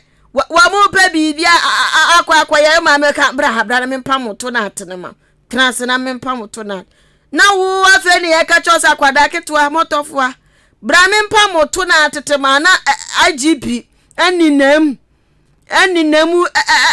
kwa nanimu awo posi mu 30 years ni ode ne ho kwhye posi ko den ne abato ne naso no anya IGP adia oya omotete kwanchan ene wo mokeka de omope enti wo so wono no IGP no obedi amfa ne totoro ba o enya on a silver platter wo huri pa no wo so ya fiti 1990 ene wo wura posi ko ni 30 years ni ene nti so abeya IGP a enye news enti konfo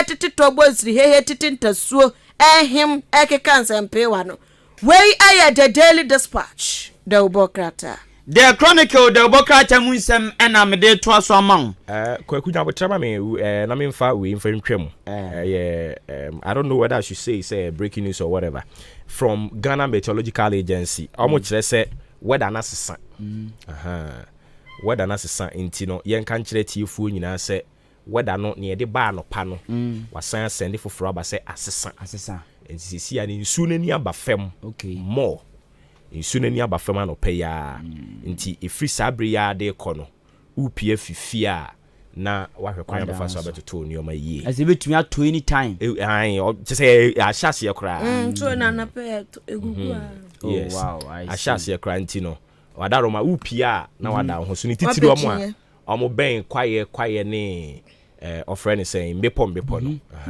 o che say nsu no ana mode mo brepa omo me dey ko cause ho no ebo no already anu onyu na musa ben popo ne ayi kwaye ne nsuo san betoto ko mom de otena opa obetumi atena no we kwawu ni abri enti abusia na say no from empanimfo mo na ehwe wie mo brensem so ano papa de no e de bre wo no ena sisi o masan be nya ne ntie say adane ewie mbo bre na san sesa afedi nsuo no asini tirase enti nsuo no ni wo fam we free sabre ko ni nyina no miaye ahodo obie no mo hwe nsuo no anim se eto ano no ene na ade na adane ade na adane kwaku moto aso The Chronicle the Obokrata munsem na mede to aso ma osofo abede kira ohwe obo ade ne pa ene nsasensem su onumnyafo duka ena wahye mining companies wo Ghana Ghana mining companies gu pap esika for wo Ghana kakra me kra menye ye wo African Gold Group ye wo African Queen Mines ye wo Anglo Gold Ashanti Akan Exploration Castle Minerals Dundee Precious Metals First African Gold Cognet Mining Eldoso papa wo muni na ena minister yi abede chire ka cho mo se krache no samuko bia bi kwa kwa adwuma mo okro bia na mia bia ba bia mo amu ya adwuma no mo ma ho nya kono mo ma ho nya du mo ma fa so mna so bia amu ya adwuma no eno ne asema papa ka kire wo no mo The Chronicle the Obokrata san ba mane say osofo hwe Ghana sikasem so o defend Bank of Ghana eno ma san de ato ase say 2016 na ye gross domestic product GDP no sika etumi boaboa no ya ye mem no na enenam 219 billion US dollars Ghana cedis 219 billion Ghana cedis ewo 2016 nanso womo chese Bank of Ghana daruma ene abanya daruma ene GDP enenam 210 billion Ghana cedis 610 billion Ghana cedis na se ensakaye abempa beye 400 billion Ghana cedis ensakaye na abem ti The Chronicle the Obokrata disasemi so abanopay New Weekend Crusading Guide the Obokrata no enamede to aso ede amawo Fisheries Ministry tabuno mudi ato kanu foforo na ebeba ne so no nto eho asam da page 10 sanso ena Ken Ofori ataga na fotosamfo ena wo se hwe hwamu no hwama ena wo se Bank of Ghana fo embo number no na mupa mudi sika betope o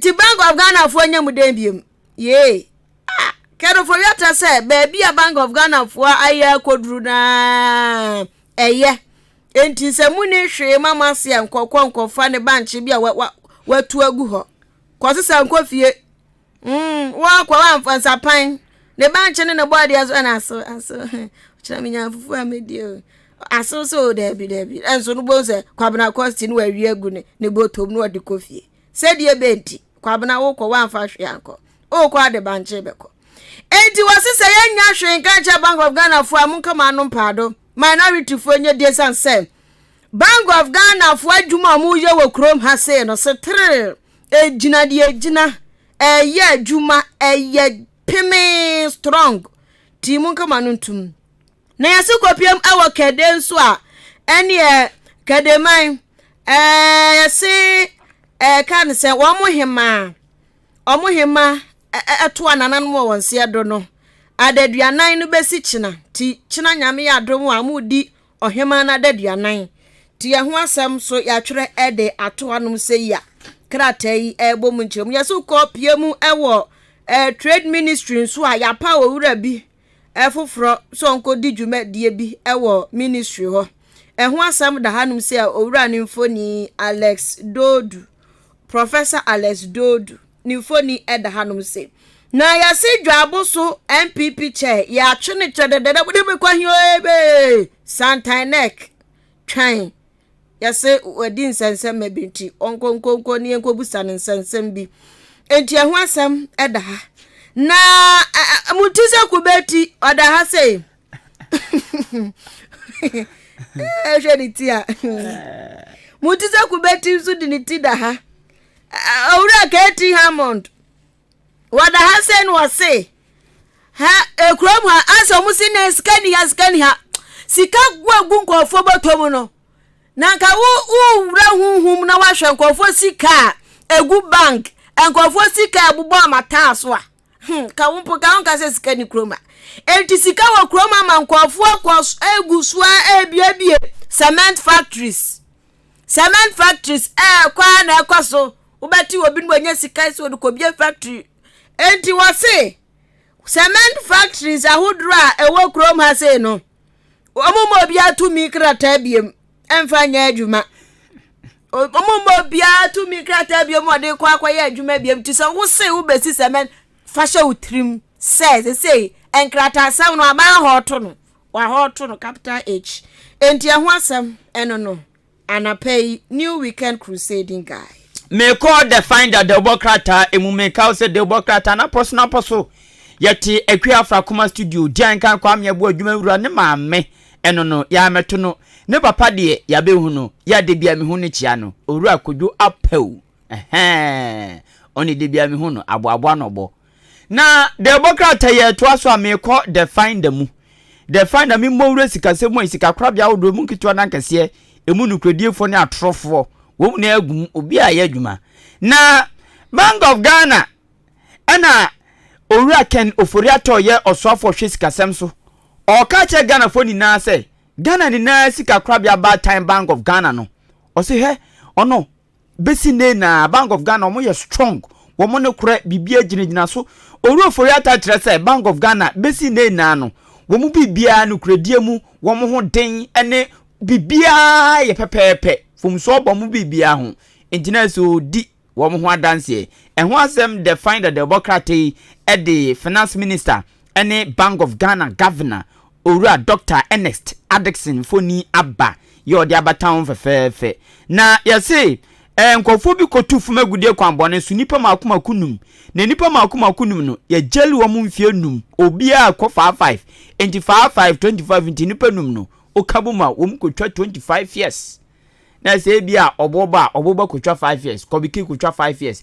efia kotwa 5 mi kotwa 5 ena yi billing su kotwa 5 nti no sanete omuko ye fuma gudie mu kotu no kwambone nso ho asem the finder the Bokrata no ediaba voters registration a koso Ghana yi ena EC empenfo electoral commission ni empenfo bi dia baba tudwa say engofo bia wo mnya Ghana for try say wo be register wo Ghana wo mo try wo mo bom modin bia say wo be register nanso EC officials see say da bi wo mahu wo mo ntinya dia wo be so kra nti per the finder the Bokrata bi na kan kom na ko haba bi kra ka de we koso no na hwe na onso fa bi tu hofo enche bia na Ghana ni na ye mampani His Excellency Dr. Williams Kwaku Adodam Kwaku Fuado ediba batu dwa say sesie koko bag ye batum enti akuafo mo jebosi a mo nyene kase ne atum enti sesie koko bag 800 Ghana cedis no ya pejam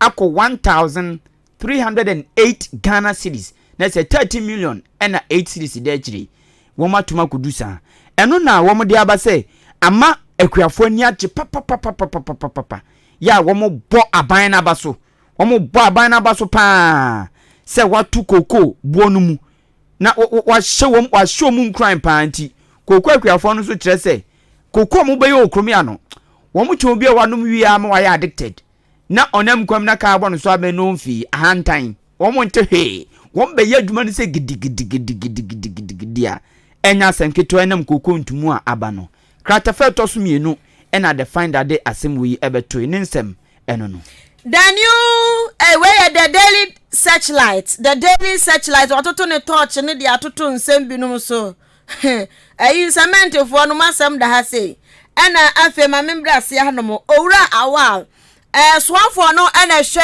ensra hwe dwumadie so wada ha se no se tourism ministry no wo mu ageji sika bi na sika de bom mo 2026 de krom ha ba ye de ensra hwe ombenya sika frim na sika omudi ato amani so no 6 million US dollars 2026 de kwata no wamanya sa sika no ti omo ya ho adwuma monke come san show dem fam ne omo ya ho adwuma pa ya ho asam eda ha no se yaja kratai aka ho asam na ya se Regional Maritime University wamo vice chancellor ana afofura wamo ju wamo school ni mu wamaba ene ye wotu wamo fo se waba suku yi enya bibia nti na aba wo ba baje ntete enu nti wamo fa botai papa bi nsi wo mani so na fo munya ho adwuma nya se go ni minya metwika na munya sika na ade ya de se fata ka no be da to enu nti oya na odi bibisi wani so na fe wa ya ho adwuma empire cry so bo na wa ma bonten amba mbe ya adwuma nyankopon agya ma na to ti on to ma na nkofie biem agira wo kenten ho ya adwuma den enu nti wa mo botaye no munya ho adwuma na ebebem na sofo no so ena hye amane bansam so achema binase modale boy na sa piem wa ha o ofonse ayerebi mo sweet pie wa baha mechira onimonyamfo kwadwo ponkroma brashe bedwani ya woginam de madehya won mo ofonse ayerebi akua mami delegate fo ni na mo papa na apiem ha say you know na samu okay na dane se ebra so se Gani ese beku animu a adwumayefo abrabo ene wo mu susuye ne wo madwen no wo sesa ne kakra wonya na abadwuma dia ya abadwuma ti ne menye ne biara sa adwen no enye kura enye enu nti ose wo ya staff a o commitment no ahofama ene ahokeka wo de beye wadwuma no beboa ema tirimupa ya se ya pese Ghana sesane sa transformation ye benya enu nti titu dia banjuma efo no mo de mo se banjuma de emfa so ya pampam na ye di si ye pa no munhwe yie enti ho asam so eda hanum se 1 2 3 de ya boso dada the daily searchlight 1 cd tibe de pebito de mesume de to aso ye the Ghanaian Observer de obokrata na hyenso de eye okode ti watwa okode nano ena nano no aye stron azabro anano nda obekono wakaza nano no robbery no tono betwa wano sisi a o kanu so se me dumi wa be yadwuma ho dina eze oze ojai sanzo dumi wa ebinya ho the Ghanaian Observer nano nam papa podi agro obedume ho na eno no modi aba no page say NPP chairman bi ena oka che Ghana foni na say Vice President Dr. Alhaji Mahmoud Bawumia ono ne the best candidate obetumi adi NPP party no enim dimayao ya to amamo the Ghanaian Observer the Wokrata ene de asem we by krata kro ya gbamane ene ode penyina otu Ghana ni na mampani na adodan kwakufu adofo eba no apomdin famu a oba achim awisa owura ya osafumafo ono de on tu mampanifu ankasanka on senior presidential advisor but ubemu a de ono no tu nanado efo ewo apomdin ko health nko ano eyo onimnyamfo Dr. Anthony Insia Asare na asema panyini kan say omanfo ba ha mo ba hwa mo mansiri ma yesi ayasabia tele bagayam hono a yatudin agenda 111 ena owura Insia Asare che say sa agenda 111 na aban ne dia ba ugusu ya kwa chiase ekoso achimsaduro ekoso ofansa yiribi ekoso asenema so akroso ekoso odan de mu oji echidada timo anya bi ene miamia wodro bia ekokoso na ose bi mada ne seso ebi nsi Ghana abakwasem da inti agenda 111 ne de yebeka se no ko iko eno ho asem ene owura Insia Asare eka ewo de obokrata yi mu ene anopai daily analyst de obokrata no ntwene mienu gu ha wasi wano no ahwehwanim bia nka ho ne mepewe na NPP na decided without fear of favor ento adensam aba maami bi da say na ne din no eno anya Francisca eno anya Francis timi hu se de mebo no Frances Asiam obo edi we kra de mi hu bi do no Frances Asiam hey fantofo pedi abrofu din to Asiam no ye cylinder recirculation blah blah blah blah sa Ghana cylinder we no no ye see you or but you see I didn't the bread free we give you as a good yasem hey mami mama edi ni chen so efe me no na buy mama no but no we gina be $100 pound says the avenue okay we a new type about inti na from many so inti asa de fro bi asa we friend closure okay anu na katawa so na okay lady panky mamru tutu anyi but up life shey go my dear to say yes. Hey, Frances Asiam.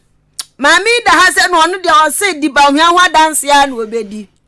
Ba hwa hwa ti ane e wo se se MPP fo anim. No ma fa ba hwa anko de ane no mu wo mu anu no. Omo wi e mu anu no. Ti ya hwa sam e da ha no mu se.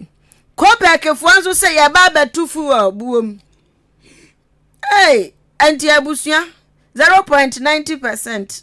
0.90% edaha hwe echire ponkron ani hwe anambwa etia no so wasam da ha se ne mu be kunyan sanse ye bledada na beautiful tree bi da ha se ya cha mami ho ofe na hwa na wo no eh yesi apostle kwadwo safo na wo no wada ha fe ajosafo at a party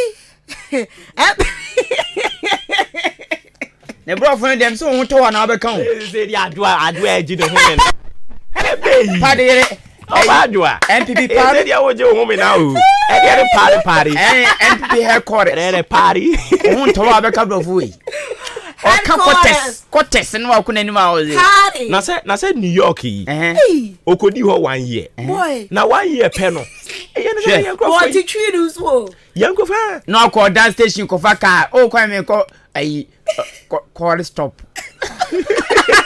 call stop bibi oh but I call stop kai dia oh my party bro di ni bro unse owayi so diastema anti eno so ka ho eno ye da boa ejire e diastema ayo our gap party and headquarters just say I want to brofo na ti yase after that long last the barrel has ended so like a barrel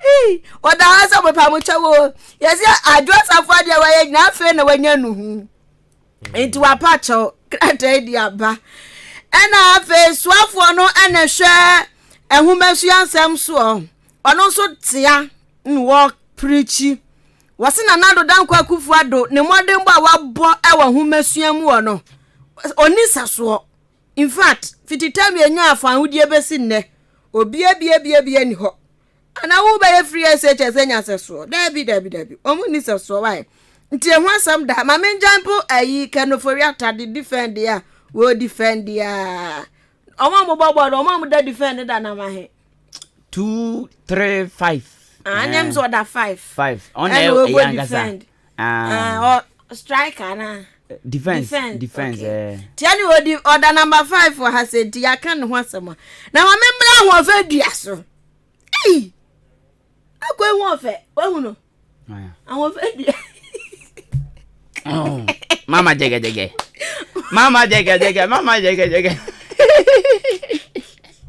bugiri dabu ano da hey papa sanu papa bi tu cha ba ho fe ne pa no ho fo papa o se ni pe guma odro nanim je e chanu class fatano yes obune tradition so yes the tradition there on di one grow fugu ni ayi nyame be hia ne pa papa nyame be hia ne pa wo se jabi tu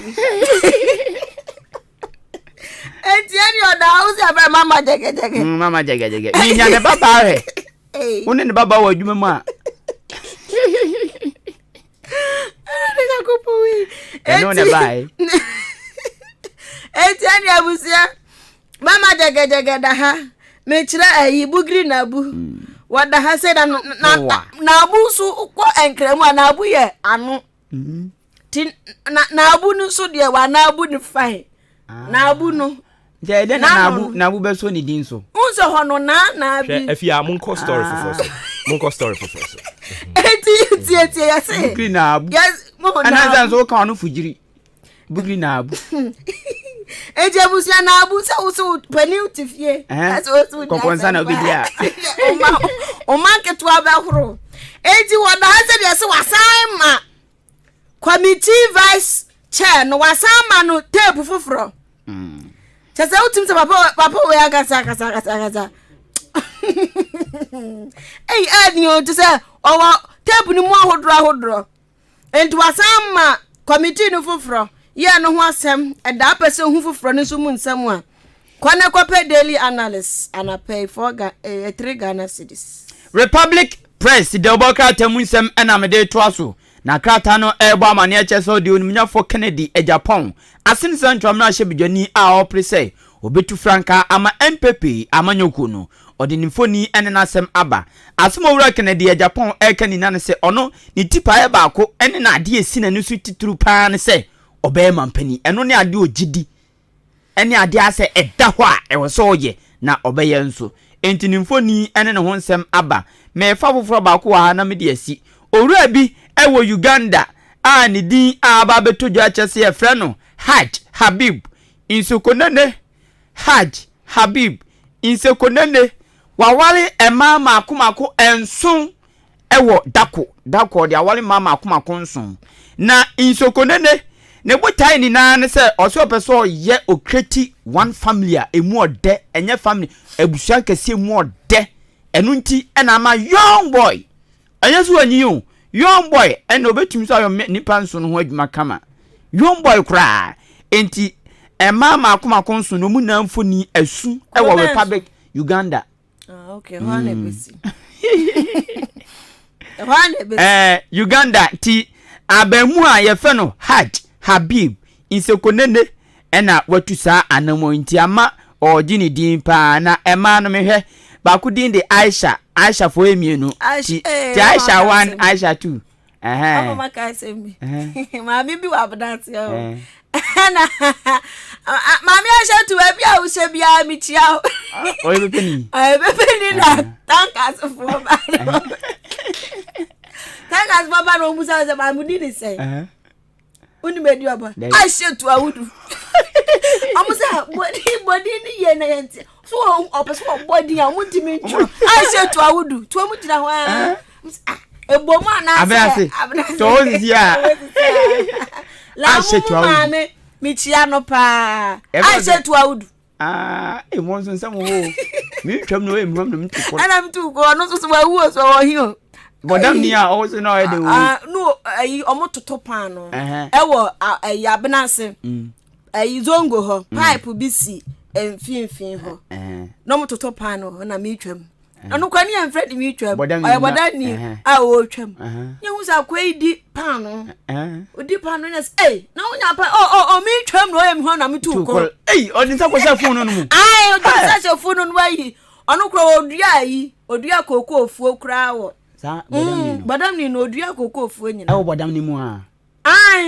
na ayi mo na ho ye den ha mo akwa o so dri mo na mo bre na wo mo nkopa dwuma bi nye mi twam otimi dua koko ofuo wo kwa ho pe ma mi ba ko bi ka twam no di sa fo pai akwa de be di wache na mo na mo ko we now to be do ko pajuma nye obi na bodam ni na ye koko fu ana tetam de mugwa abo na oda na ka twom na mo bisa bom pan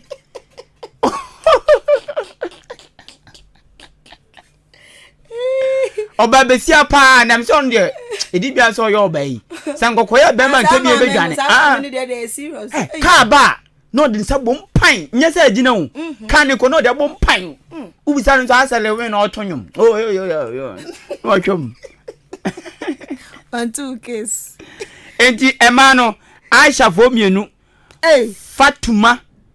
Fatuma baako Sherifa baako Rashida baako Mariam baako ena Zainab tiweni manso a bema ye fa na Hajj Abib inso konene awari wo mo Uganda dako ode awari manso history ebisi krom adan hwa sembesi adajira oye no loki manso kale sawdo do e kokko kakra do tumpa do tuntum kakra do e gon akoyanya be fili ache ompasem yes okwabontia do obehu ebe dada ni na wawale bi yes ebusia ya de da inquisitor da obokrata no na etwas na da obokrata nyoma aso matete o mo so 250 pesos wow eja economy ni mo ede nti unsu parking kan kotobi na da inquisitor da obokrata no e de abase ebiasa asie to na yesi anya adwuma na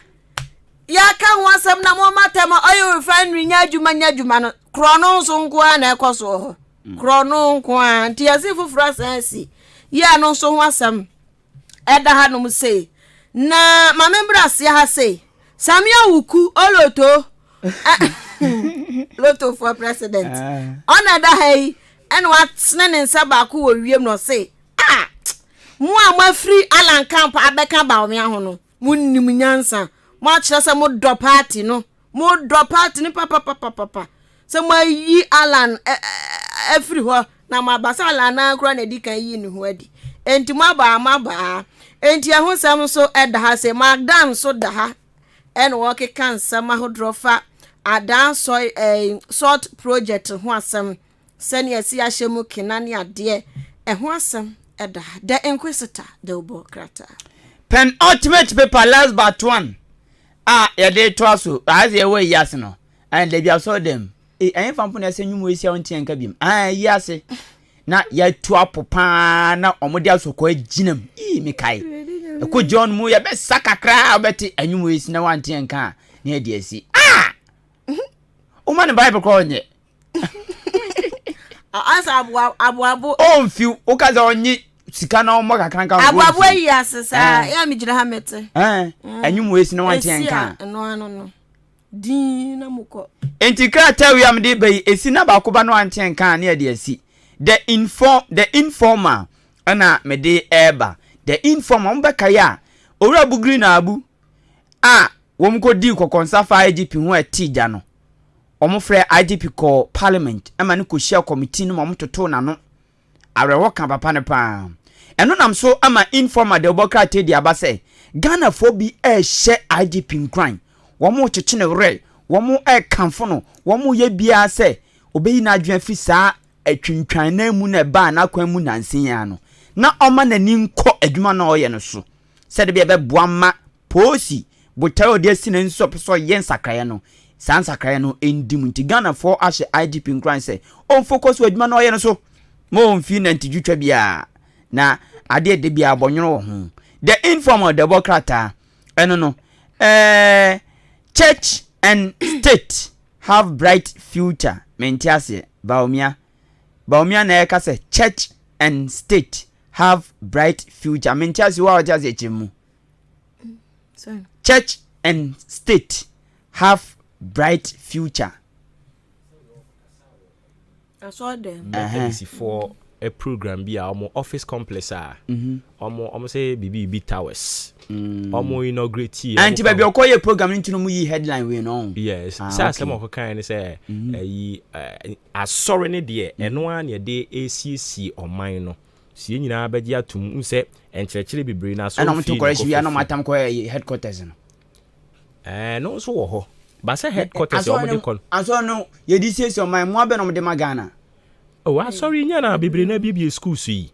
And sorry, be brain one so be human. Oh, performing so. Oh, Boagana ni sakra. Crowman, sorry, oh, dear, I sent the damn the Asane Bangalore and Phantom. Asane Bangalore won't put down sorry over 10. About 10 person come here then. I don't know where Magana. Ghana Puntua, the Intrimo DB. Back as if one year. Okay, Pentecost. Then make Pentecost, Methodist, Presby, a Roman, Anglican for so hospitals. Anglican, and I am for CAC for meaning baby or Mujina Mumudia. CAC in the meaning baby. And you were heaven power wine church now. So I saw you Abu Junction. You have finished Dinka, boy. Abu Junction. And so now Dawson. Into Mutiato. Oh, they been sorry, they theater. Business for Frubia, a year money making and will be theater. But I'm sorry, yes. Because you'll be hard crown in the port, sorry. You bet me a casse, a beer. Or more expectations in a hear any musom bayano. Omu en drew hot. But yet means so and strike it out the fact that almost swabwa. And sorry, no so Ghana had more carbon and they are a bonia dawson, Cardos watching, sir. Oh, yes, sure. Of course. In Cardos watching, sir. Oh, take a cry film. Take a cry, so I say, because you're bonibu hono kwa ya, will be beside. Asama okay, cannon dear me jedi. But in a dear Debbie, in a dear me no nyadwin because one nippon dress or the cross or cry and yet or tell so them on a call, yes, Snapchat, in Tassom no can no tea. It means I'm sorry for no so no more your ma from Omon can Omon Yakudron can unim. The attorney said, Omon to mean can't. I saw the man who moved from son or more. Titune minor ones near Baban. Woman to mean can credit. Cause near I was a young society as you say. Say an attitude for as soon munyameno. Ye den ye nyan sa biem. Oh yes, minim sa. So that I say. Aha. Say tetina phone papa bi anse den ni ho. Okay, what aba? What of dressing? Awemu a say we betway first no more. Ne bi ni ho. So what I say. The question is, are we saying say omo mpanimfo ni nya sa akwanya na nka omo nye ne yekoso yi. Nkombe because you want mpanimfo bu ono mo a anka we expect say nka radio e pani obedi ni lemu but ono so no atwa davi. We yi na wam no ono so nam. Adai krasa. So what I say. Onim ade ba ko ade se dem de to aban anim ni say. Said you hu se mobile money koso. Omu se betting koso nti omo taxi wo no. En sorry no so aduma koso. To omo taxi wo mo. Aduma koso o kan say o person chese. Say business. Na say sorry business. Yes, I know sir, sorry a business. Into omo taxi wo mo. Say omo taxi wo mo through den omo offering. Eno de omo abe nkwan be fa say 11 ba omo nkwan fa so ye no. There be sane onipa no so making fa so a ye taxi on profit. Enti omo making fa so so abekọ nipa miensa na tuem. Na afno bien foforo. There be aso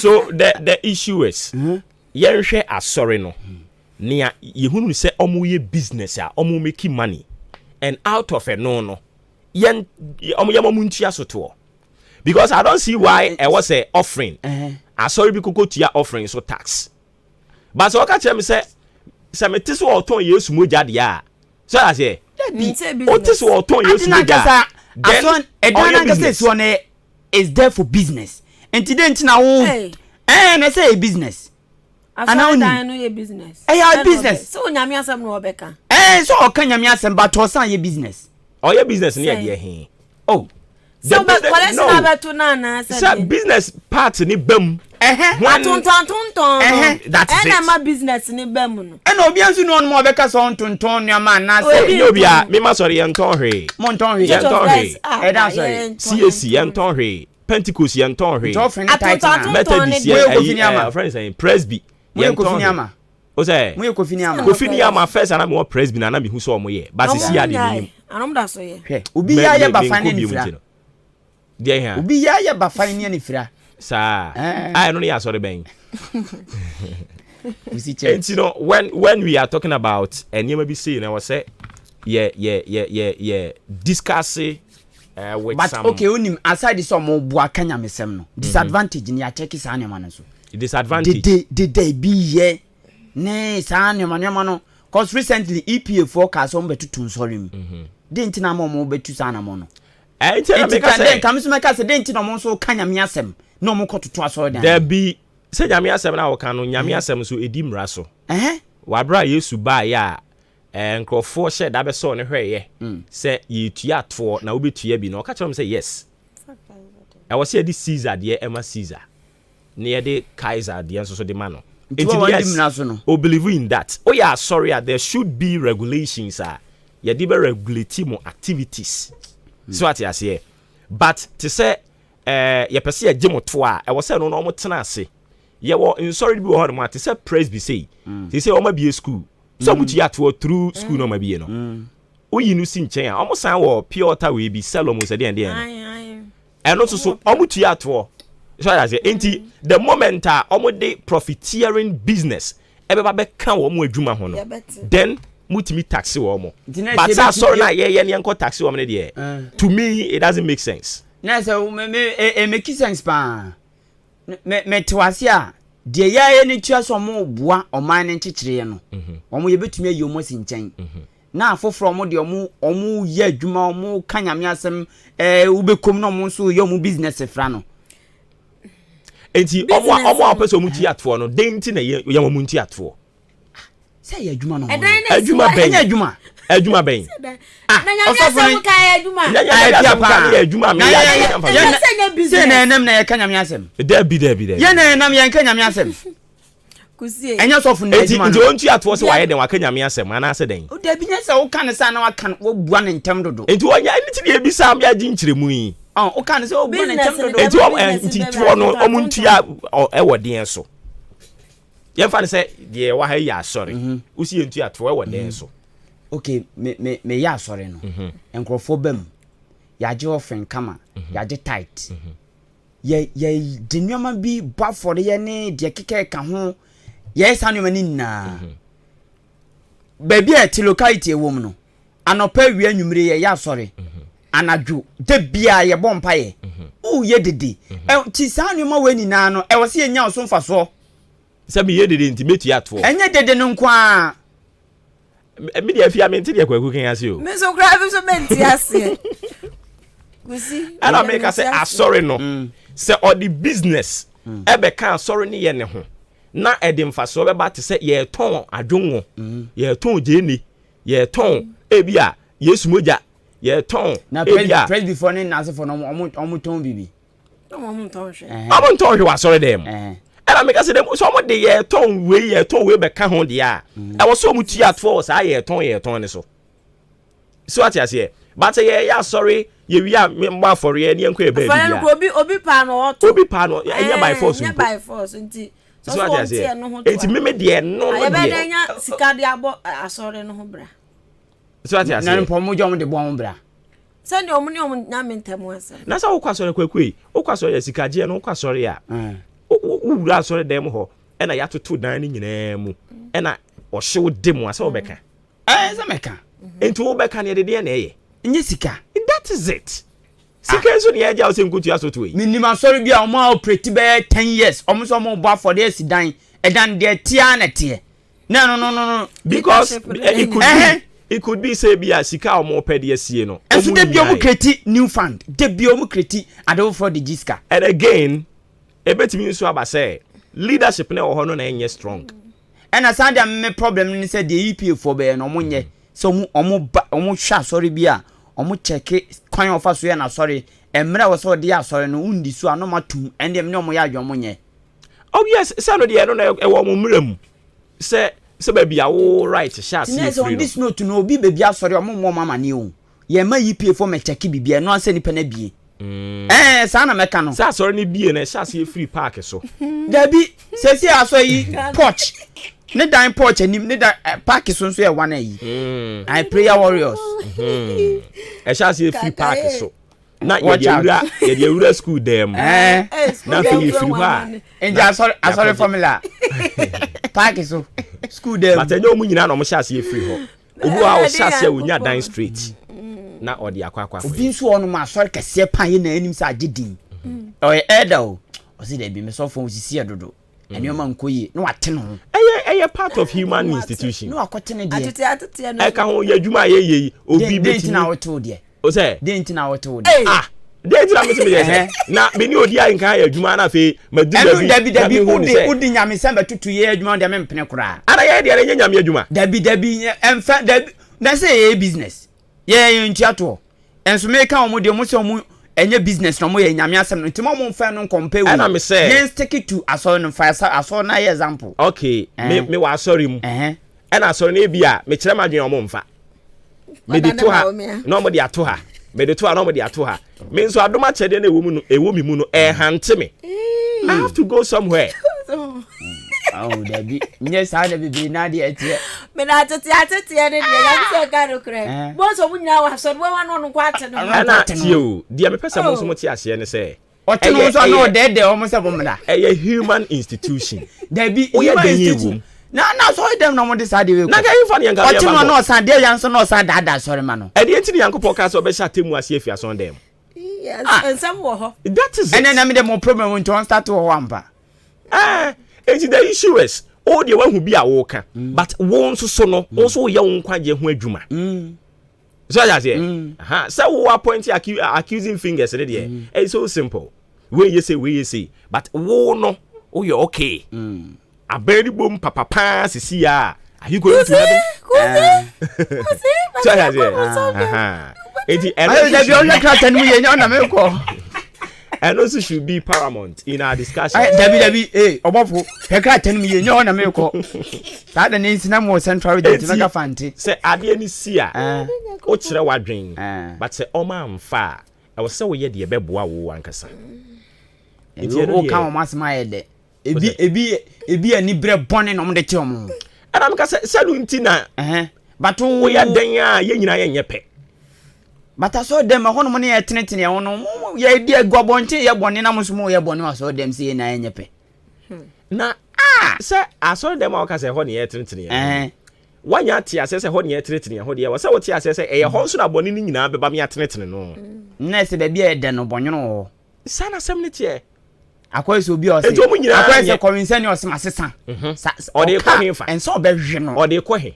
Dem nya sample o ka sa asem na nsan do be do no kon ade chen no usia korinsani also asesan o de kwahin good usia dwomamboni also asesan o de kwahin enti aso dem ho ne expert of formal things enti so what you say bebre sesan mo nya so dem no mo de ko no mo de ko no wasesan no fa nya menka ho o da bi obu on mo hyewi ono ase wa hye no so ajai onkwa sori but obi jai e wo ho bebiri me no mo nsa me jai nya so na me ko nyame djuma o de kan amu pa je so mo de kodane afofo na bibisa da bi like okwa sori sesi ya de masachira me no sabiem ko di dance enyina no atena safonim enti asori dem ho no se dem di kan ye no varieties of e ho no na x yi X Kuboro, X armed robber, X expert for X more. And you don't expect to say a horror by your baby for 2 days. Utu na you can throw the baby so there. And Asorino there, in fact, Asorino has been so beneficial to the development of Ghana. Me pass sorry pa titune preaching side. Because Emma a review adi bi on ma on kaya preach no ebe cows is here anya upie free on ma sad no to me this be some hours but a woman I was kai but a woman I was kai Unyankopon asɛm te sɛ duaba sɛ ɛtɔ baabi a prim no wa hwe onipa akɔka kyerɛ no kra wa hwe a wontie o but ɛhyɛ ase sɛ ɛnya nhini a nea ɔyɛ ne wo mu ɛbɛkae ne sɛ onyame asɛm no ha empesi na wagyae enti ɛsa asɔre na yɛ adeɛ yɛbɛtumi anya one or two issues yes because yɛ nipa and we don't expect to see a better perfect in everything not to say and also I don't know mame na mwase na yemfa ensi ni yentoa so ewo eha eno kwaku de check tax collector kwaku de travel timon mo say yes okay enti ye da se and sorry amatete ye nyina mimi nya me ntete ye ne kese pa na presby and for room afọ nso to aso na chire yi Pentecost fo nso edididi beje yen kakra kọbọ ton so na CAC fo nso abetam yen nti esa pepepe ne tie CAC ne kra nche no so yebejaye na yasan akọ asọre fufurom Bible se mo nso ahonhom ni nyina ahwehwe nti yegu so enche CAC no so yebejaye na yakoso ahonhom na hwe e baabi foforo an nti ya na wate ase me so me honyo enti se me ba wa sorry mu a enya de a obenya ntotroto de be hunu a nyame honhom e wo mi mu no ka kire me se nya papa no meke kama adwen a kire wo an na ye ku yanim kama saa enti ye ba wa sorry a na wabisa ho sa ko esu ban mitimi na tena untimi ne mentena na ya woso nti ye be so ahonhom na hwa kopem bra Yesu beba Heritage Christian University College wo mo ho ne yaduru sisi ya almost me kan kire wo say eye BBA programs and our person oba be BBA programs so ne tie ne say your accounting with computing a option your accounting kwa ho marketing human resource management e wo ho sanso so e na your business information technology e wo ho no mo a ubetumi aba na watimi aba ba besua eno nso so e wo e ho e no mo ufri ho nso so a your entrepreneurship and technology innovation ewo ho aye no so eye courses no baako eno no obetumi aba na wa baba behwe eno so na tese ukọ wanimu anisa afei BSc information nursing BSc information technology and a BSc information security enso so ewo ho no mo a ebetumi aboa wo papa uwia wabodi nkrata ni nyina no efri KNUST and a eba wo mama yentumi nkrata ya affiliate to them.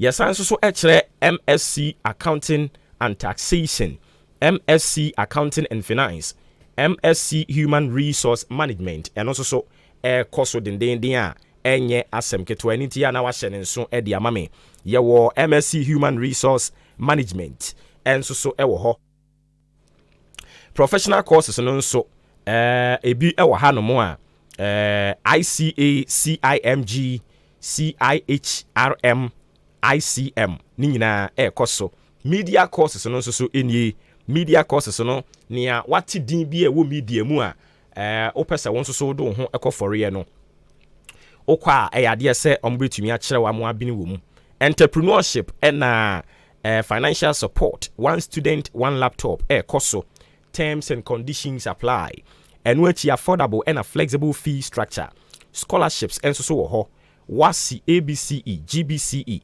HND and diploma any krawa ubetumi aba na onso so waba bisua ade uyi no free hono mo na se bia certificate ye bodin ni nyina unni bi still opese obesua ade akwanya no eda so ewo ho ede ma wo ubetumi aba na waba bisua ade eno no be apply say mature student na fe okokra obe dial star 789 star 300 hash no ato online serial number na che say wa visit eye yen website no o visit yen website na me pa cho bebre na wa fill wo application wo ho yen sabe kana afia na muntu e wasi yetu no yetimi ahwe atu ede amount amasaman Olympic Stadium na chi ho e na obehu ni yen obefre yen e wo 0202 298399 0202298399 and a 0547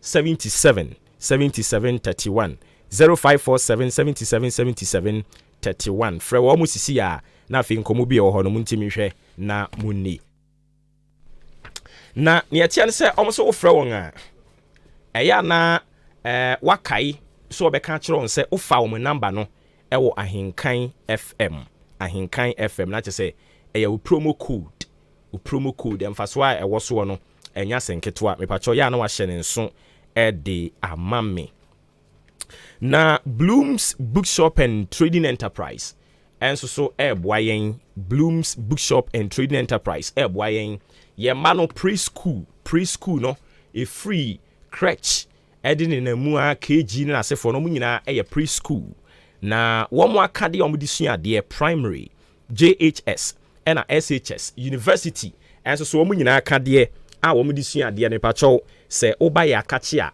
wobɛnya ne nyinaa ebi sisi adeɛ wɔn kɔ vacation nyankopɔn yɛ adom a by 3rd October ɛna wɔn resume asan aba ebata so wɔn ba a wɔn books no ɛbɛsesa because nea ɔwɔ class 1 ɛkɔ class 2 nea ɔwɔ class 6 ɛkɔ JHS 1 na kyerɛ sɛ wɔn ɛkɔ wɔn anim wei ɛne nea wɔn de ɛkɔ wɔn anim no wɔn ba na wɔn books no sesa na wopɛ bi atɔ a mpatwɔ yɛ ano aba yɛn hɔ Bloom's Bookshop obetumi asɔtew out na waboa wo kama paa ebachɔ sɛ wopɛ baako ana wopɛ ne dodoɔ no ne nyinaa Bloom's ebetumi ahwɛ wo ama wo ho atumi atɔ kama paa printing press for anaasɛ ebia na wo deɛ no ɛyɛ office bi na wankasa wopɛ sɛ wokɔkɔtɔ ɔfrɛ ne sɛn books nneɔma ana ne yɛde yɛ printing na wode ba bɛgu mu a yɛ kamfo ɛyɛ wɔ mo ɛde ama wo kɔhɔ na kɔkɔtɔ wo nneɛma no nyinaa ebi sɛ wogyina akyem ɔdan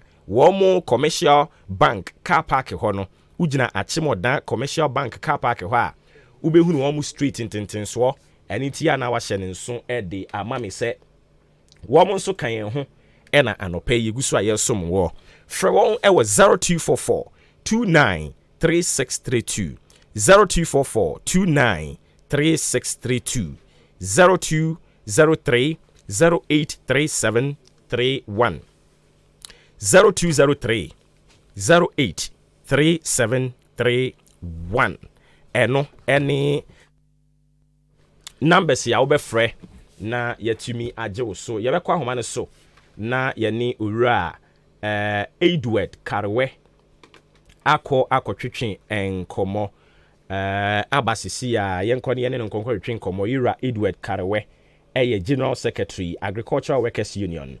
Mr. Edward, good morning and welcome to Ahenkan FM. Hello, Mr. Edward.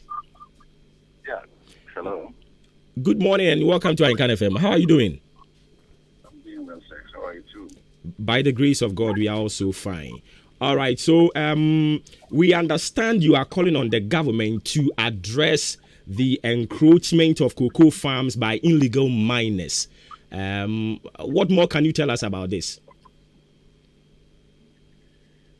Well, let me say good morning to all of you and to those who are listening to us. And I'm happy I'm on your platform to at least help to what is necessary for Ghana's agriculture and then specifically cocoa production in Ghana. We know that agriculture and therefore cocoa production is done on land. You know, it's not artificial. You need land to do that. You need water to do that. You need a certain environment, climate to do that. Now, over the years, cocoa farmers had to battle with different forms of attacks on their farms. For instance, once you use land for one, it is one activity is no more available for another one. So they have to decide whether they should use their cocoa farm for rubber production or they should use it for oil palm in some places. Now, the recent one, which we all know, is Galamsey. And Galamsey is so much ruthless and destroying, the foundation, the infrastructure of agriculture into the future. In fact, it's destroying it permanently and irreversibly. In the sense that wherever the Galamsey has been to, it leaves behind its devastation that government cannot reclaim the land. Government does not have the technology. Government does not have the capacity. Government does not have the money to do that. And no individual can reclaim that land. That is one. The second thing is that Galamsey, the price that Galamsey gives is so high that some farmers, out of frustration, have to sell their lands to the Galamsey. Then the third one is that even when some farmers refuse to sell their lands to Galamsey miners, they devise a cohesive means of diverting their dirty water from the other pitches into their land and flooding the land such a way that the farmer cannot even work on the farm. Therefore, he will now be compelled to sell the land to them. So this is what we should be looking at. And I think that it is not only for cocoa, but anything agriculture. The future of agriculture is seriously under threat. It's not about price. Price is good. Price is good. That price is at the tail end of the production chain. Mm-hmm. You know, it's at the tail end of the production chain. Then the other thing we need to do as a country is to make cocoa production more less costly and efficient. Okay. Look, if you have 100 pots of cocoa, you have to count all of them. What do I mean by that? If you want to remove the beans from the pot, you have to count all of them. You pick one after the other. You use a cutlass to do what? Cut and open and remove the beans. So you have to count everything. Up to now, we don't still have a machine whereby you can carry this cocoa pots in a basket, just pour it into the machine, and the machine will do this for us. So it makes it very difficult for people to go into it. The average age for a cocoa farmer is 45 years. The youth are not interested in cocoa. Galamsey is just next door. Galamsey is just with them. And they rather go to the Galamsey rather than cocoa. So the future of cocoa is so much threatened that we just cannot limit it to how much you pay farmers alone. But the infrastructure upon which cocoa is produced, the cost of production, and then how healthy it is to go into, how efficient and effective it is to go into cocoa production. Cocoa farming. As a country. I see. So you are calling on the government to intervene, but what we know is the chiefs are the custodians of the lands we have. So if there is a case of encroachment, I think they should be the first port of call, right? You see, we are as Ghanaians and as public officers, sometimes people want to just blame others for nothing. Look, I'm not saying the chiefs are not a problem, but if a chief misconducts himself, the state can still arrest him.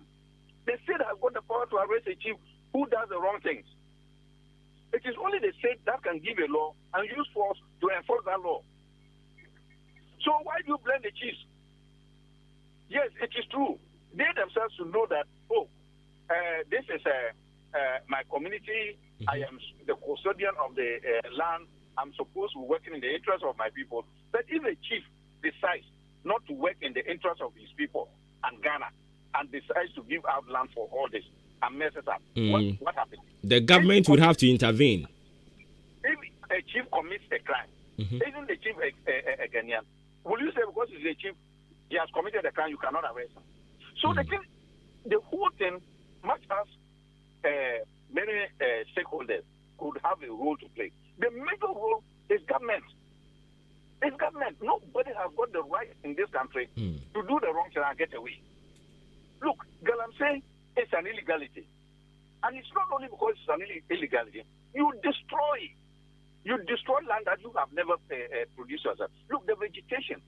We were born to meet those trees. We were born to meet those rivers. They were living before us. Why are we doing this? And there's nobody to call us to order. And that's why government is there to always call everybody to order.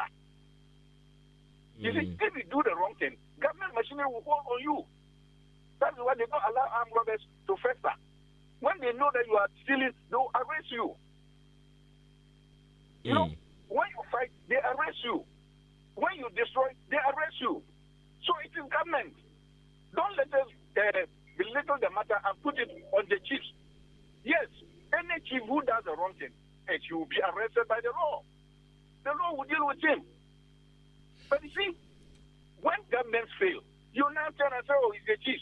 Oh, you turn and say it is this person. You turn and say it is that. I mean, why do we look? Let me tell you, we are messing up our own self. Look, today I am not a minister, so I don't have a police officer going around with me. Tomorrow I become a minister, and I have a police officer, sometimes even two, to watch me. Why? What have I tend to be? Because I've been a minister, I am now what? What about those who have been ministers before and declared they are no more ministers? Do they have police people watching them or following them? So you see that we are using a number of police officers just for people to watch people instead of doing the right thing. How can a country grow like this? All right. So you see, this is my point. I think that the bigger problem, the bigger challenge is with government. Government must address it. So you are simply asking the government to crack the whip as far as this illegal encroachment is concerned. It must do that, and I'm saying government has got all the capacity. Why? They have the police, they have different security agencies, DNI, national security, what have you? All over. They have got them, even in the districts, in villages, and so on. Why are they not dealing with it? Because the authorities, excuse me to put it that way, that's what you give room to think that, oh, those in government, those in public office are themselves complicit in this thing. And why? They can investigate and know the one who is behind the galamsey. It is not the small boys who are in the pit seeking to make a living. They are not the problem. Someone is buying the equipment. Someone is buying the equipment, and the equipment is in thousands of dollars, hundreds of thousands of dollars. We all see the equipment. It is not the ordinary people who are in the pit who buy that. Can government trace those people? Why do we sit here and blame Chinese? What have they done? They have done nothing. They can't speak our language. Even if they are among 1,000 people, you know that it's the Chinese. Because their color and our color is not the same. They are not like Nigerians, they are not like Ivorians, they are not like any other West African that you don't know the difference. And then you sit down and ask them, you go with them to go and do the wrong things, and you tend to blame them. All right, so before you take a leave of us, how did your union receive the news of the increment of cocoa prices? Well, I think that it is long overdue, but then nevertheless it came. The price has come, and then to cushion farmers, there's no doubt about that. We are also aware that some of the farmers are not happy. They had wanted more. Some say 3,000, some say 4,000. You can't begrudge anybody who wants more. So the farmers, if they want more, that's it. But you see, sometimes expectations is different from what can be given. So I think that yes, it's good that the price have come up because cost of living has also gone up. Cost of production has also gone up. So the money they've given will not be enough to meet the farmers their needs. Certainly, it will not be enough. But of course, you also have to juxtapose that with other things because we know that there are many people on the cocoa value chain. In the sense that when the farmer produces, the money it has to be bought and it has to be processed and exported. There is cost to that, operational cost and so on. All that will have to come from the price. So much as farmers would have wished more, this is what they could get for now. What we can only ask government to do is that they should do it consistently. Last year or so, or 2 years, they did not increase producer prices. And that should not be. It should be consistent. It should be annually. You get me? So that as prices of things go up and cost of living goes up, the farmers will also be able to meet those costs. Okay, at least it's a step in right direction. Because the thing is that you can't continue to keep the price down. When cost of living is going up, price of food stuffs are going up, inflation is going up. We are all aware about all this. Fuel prices are going up, and the families, they are also living in the society. So it is just right that you increase the price. And I'm saying that the price should be increased annually, rather than waiting and come and increase it at a blow. About 2 years, we don't come and increase. No. But then they would have suffered, they would have incurred some suffering that which cannot be recovered, which cannot be redeemed by the fact that you have not increased it about over 60%. No. Even if you have increased it 30% 2 years, or you increase 25% back, and then you build up on that, it will help them better than wait and then come to increase it at a goal like this. Okay, Mr. Edward Karewe, we are grateful for speaking with us this morning. We will definitely connect with you in the coming days. It's a pleasure. I am extremely honored for the opportunity, sir. All right. Ora Edward Karewe, General Secretary, General Agricultural Workers Union. And yene kotwetwe enkomo no nkomo bone tofa no enyina no efa wo mo kire se enkrofo ato ahye kuku ensase so na omode ye illegal mining ani nti wo toto asra ban no se onhwe na onye bibi mfamfa ho ye bisa ne se aban ne de oye den ye bibi fa ho because ensase ye wo nyina ne mpani asase bi eni ho no mo a eda hokwa pinti asase na hokwa asase bi awura yenim se nananom ensoso na nsase ni nyina ne ya na ehye wonsa eni nti se obi e de ye illegal mining na usan nananom ho na wokokọbọ obi foforo kwa adu a na ase ya yi bibia ho no se wo da bi aban no na oman no ama ne tumi se obi ennim raso a wo se wode ne famra kwan so impo oyo he na onim raso a o se de ne famra kwan so oje tumu akiri se ane ewom se nananom no ye twom firi mu kura enyi yie de na so adwuma ne kese pa ne de e wo sa ban na eye ye be wie kura na me ka kire ne se anasa mi bisa ne se se si anyame adom ya tutututu kokko buom na ebo foforo no aba no nso oni na busuya no muso musen no muso weye eye pa na ka omudi omunya ya kura na nka ebo no akọ animu a chen dia ye hunen na nso mpani se ibi hye wanumu a na wotu bia eben ye ne nkomobọ ne tofa ene ye dia ma Blooms Bookshop and Trading Enterprise womo numbers ne 0244 293632 0244293632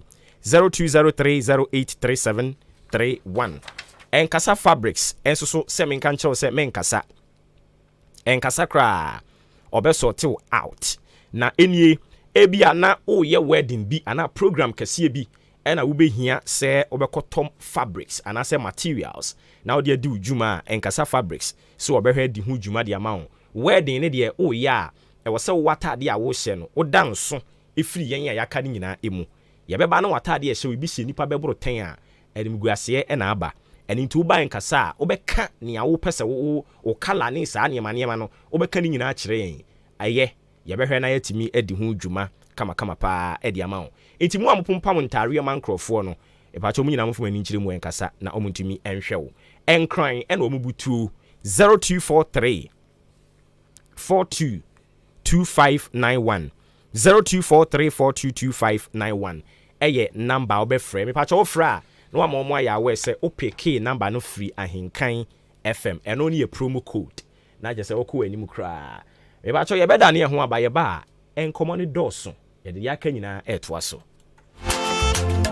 Hey Jack, it's a bookshop or pass what town and I won't catch him. Oh, Blooms Bookshop and Trading Enterprise. Asemna Woken. Say test books, exercise books, pen, pencil, eraser, adie bia e fa adesua hono. Would we reach them Blooms Bookshop and Trading Enterprise on Sabe Kabi. You will book no eddy free crèche, ekopim tertiary institutions in Engina. Anything sorry offices. And now what be bookshop kese and I will pay books in the gumwa. Also call on one sa ebe kabi. Kai, Neshanenson. Say ye turn ni do so pum san so e na wo pe ba ko pa onsa e betumi aka Akim Odan supermarket ye ni GCB bank no e na edi enhwe ni mu free was 0244293632 and I say 0203083031 Bloom's Bookshop and Trading Enterprise, mark of excellence.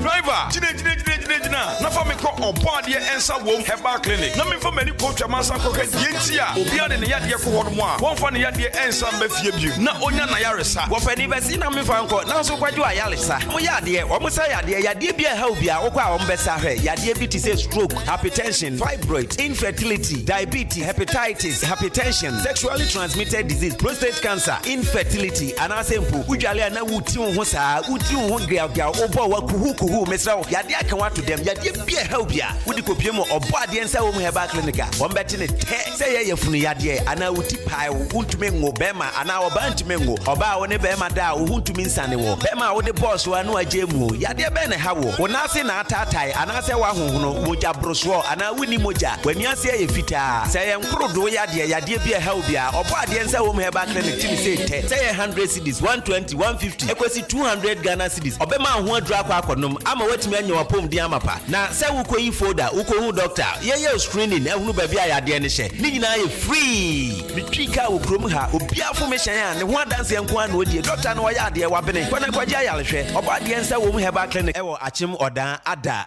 eben Masalachi so mills wonom pe number no 0532333372 The mayor passy was in social. Now Aka University Papa Menyamao and one Heritage Christian University College. Yeah, what am I Stadium Nechi. Very serene environment for studies. A Denema Heritage Airsom. 860 a Christ-centered university 24/7 Wi-Fi internet for students. Hostel facilities. 860 board is for MOA entrepreneurs and also ready for job markets. For bright students need their whole business ideas. Sika Ama will be one Castle Numa and to baby school. Now a business owners and a laptop. Really programs Ben BBA accounting with computing, marketing, human resource management, information technology management, BSc information technology, and information security. For Saya BSc nursing and a Bachelor of Theology. Wow. Mature students 25 years and above. And to me apply AFEWASI, SSC, GBC, HND Numina. 860 is also running 12-month specialized master's degree program. MSc Accounting and Taxation, Accounting and Finance, MSc Human Resource Management. Accredited by Ghana Tertiary Education Commission. Affiliated to KNUST and a UCC. From 020-229-8399.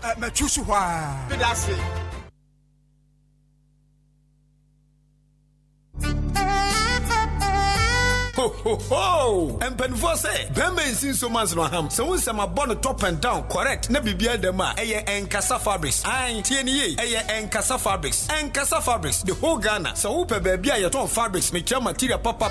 Na de pam tade otimi se you. Afa na akono a ho na abeko. Enkra monten so ne wo. So wo achim dan ne potem ha. Na person wo nya fabrics etu ne duduom abeton a. Bra ne ntwa ne sele wa ema wholesale price. Enkasa Fabrics me kam kira wo. Pam de akọ wedding engagement. Birthday party anampo eye se material ne da ho a na ehome asempetia men kan tenten so what top product free Enkasa Fabrics a wan kasa no on kasa ho eye Enkasa Fabrics we echi akwan e wa Accra ana friend e 0243 422 591 0243 422 591 Enkasa Fabrics say mam workede akwatia oda manso aboabo asene abo ani baby a wishe bia say you pom ha e na upe fabrics papa atode a Enkasa Fabrics e ho na beko enkran waji babia Ghana adisiye obuoba ofore amanfo emamo ache edeba ahenkan 93.3 FM.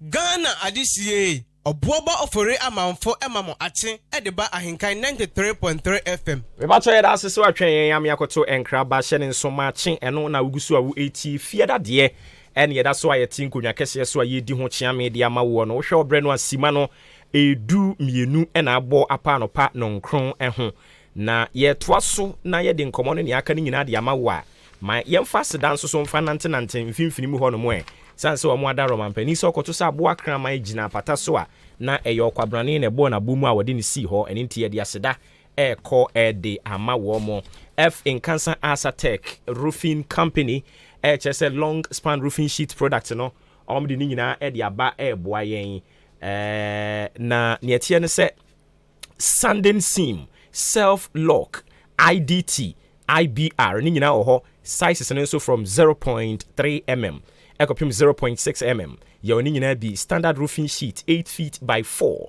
aluminium aluzinc galvanized colored rubber yɛwɔ ne nyinaa bi wɔ hɔ saa nso na accessories no yɛwɔ rate caps rain cutters valley cutters size stream yɛba no sizes no nso a 14 to 8 feet yɛwɔ ne nyinaa bi nadoa no nso so yɛwɔ colored nails wɔ hɔ wire nails wɔ hɔ roofing nails nso so ɛwɔ hɔ no mu a China, Turkey, and a German metal doors and a wooden doors.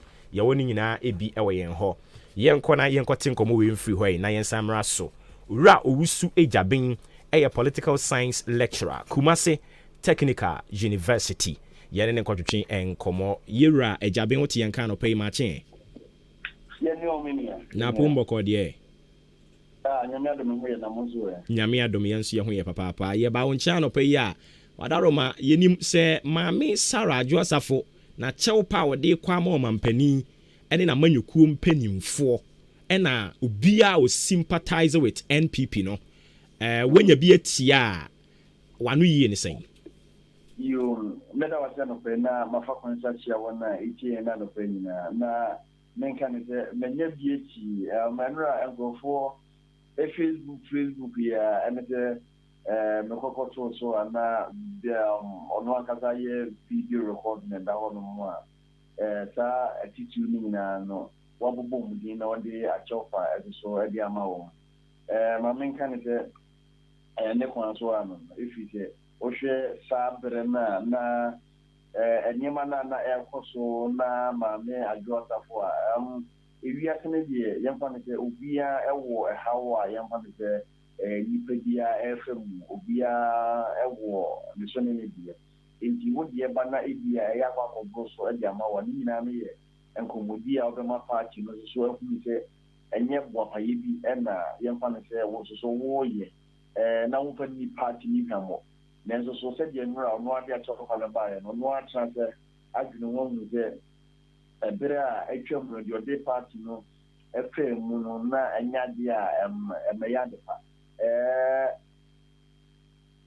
yɛmfa no sɛ yɛmpani kan sɛ akyea asoso mu yɛ ɛsɛ ɛdɛsene adogo nyinaa nanka akyɛw pa ne bantam a nanka ɛbɛtumi aboa nanso so obi a wɔsɛ wɔka sɛ yɛ nyina yɛnka mo baako yɛnsa mmra yɛntam na yɛnsa mfa nkɔ yɛnim ne deɛ wontumi ɛnyae ɛma no ɛnkɔ so asɛ bi a akyɛw pa ne nyɛ bi anka situation na ɛnyɛ papa na ɛnkɔ so antena hɔ daabi what the thank you for number minister no kwan so ano na say party na come boom no me back na party ni ti ko ni no boni be say too late but any too late bi and enti amanyo semu no we na se kire ni sen amanyo semu no die we ase kire ni ye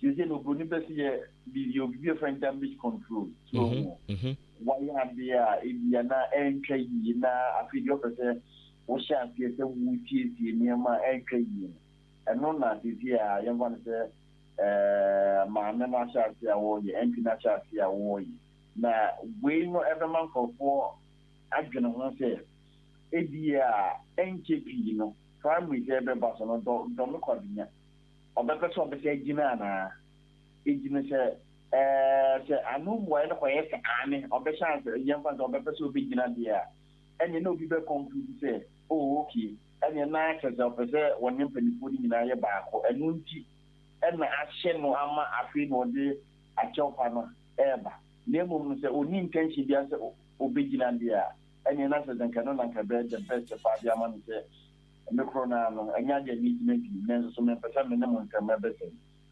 inti no be dia achopa edi abayi nyina yenka mu nyenye ba onti no politically no wama na ko akiri die wama ohwe die party no afamu a unje anansi mu kura ne man kura no ya do say no di kura so ye fa say akọ aye ni mo person ye NPP party na ka say no munyi majority bia so ye fa say parliament 173 independent candidate bi and a beboa na independent candidate abeboa mo manya ba ko na also so no di owo mu so say so boa wona otimi e di ya oniama so ono so no e di ofa niama ya omu e di san ya ono e bewo ye fa di mutim ombetimi ade ache no na so say e bi e bedu do me kwabinya na ono de be suitable candidate ne die eno di edu ho no mo a ye fa say obi aso better die ye fa say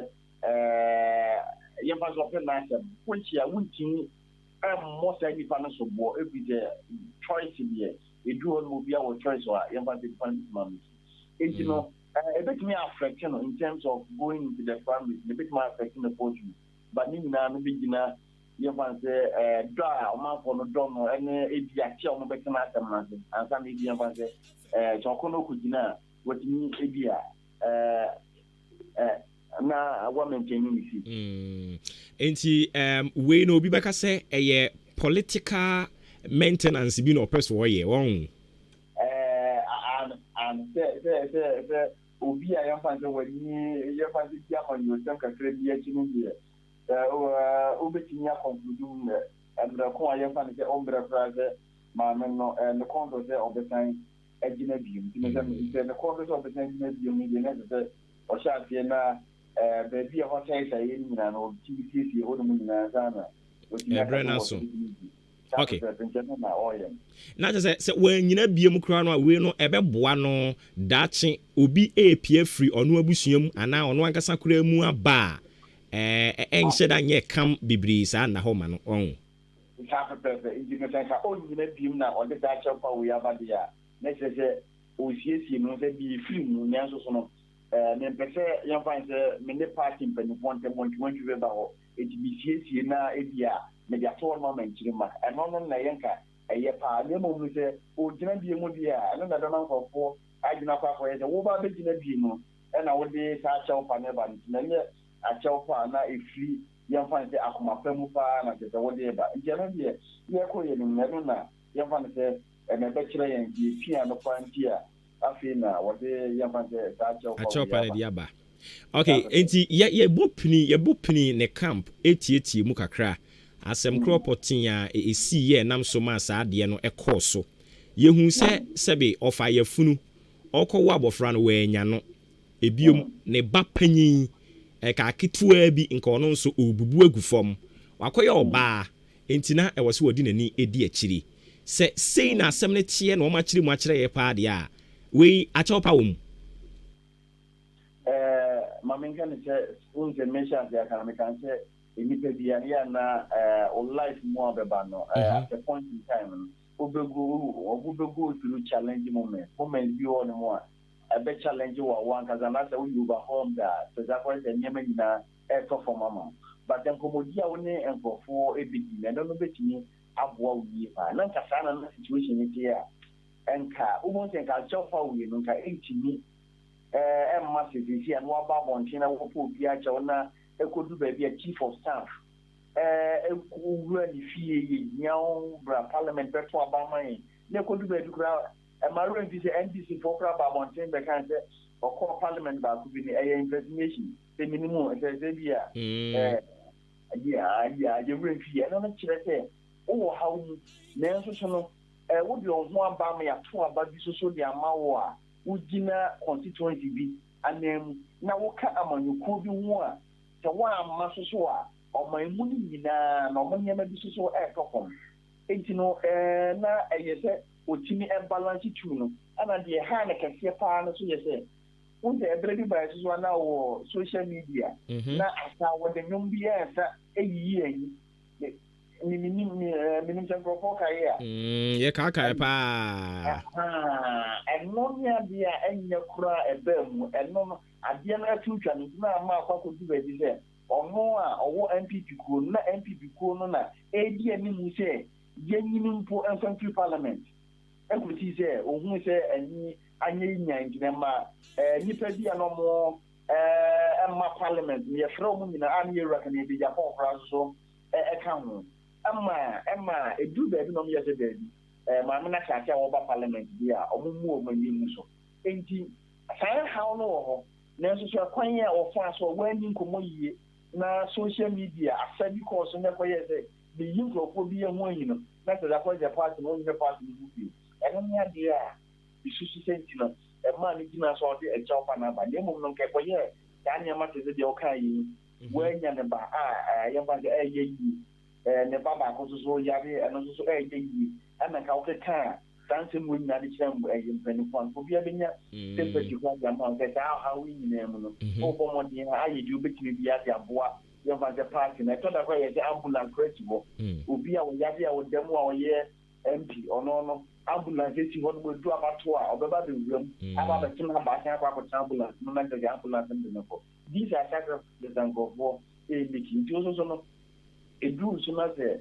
o party demand sacrifice so if you hono mo a abusuan fo won won sa anya kwa to adwane mu a wo ye MP eno de se wo da usukura abusuan fo ye do be ba se okonya parliament tete de wo yi a wo da usukura ye do be ba enti no ne niema bi na nko yi aba ba cha ofa na ba na so ba mo yi na ye nyi sa cha ofa ni na nko ye ogun be se lesson ama yi na na ye fa nko ye ni okay ira ma ye na se bibie ni ye be san aba wo nchen bi mu yo me da wa nyamin council hunti ye ni ora owusu ejaben political science lecturer ochira de wo Kumasi Technical University ene ne no ekotwetwen enkomo ye be korona yegusu a ye ka F in Cancer Asatec Roofing Company ho asem e de a kyerɛw na yabrobro so ade abeduru biaya wo mu etwa blocks me pacho intiamwa hotel junction no ewo achem odan boabo kwan yi eso ukọ mo ampacho blocks no so de opɛ bia won sabeka inches no ne opɛ bia won sabeka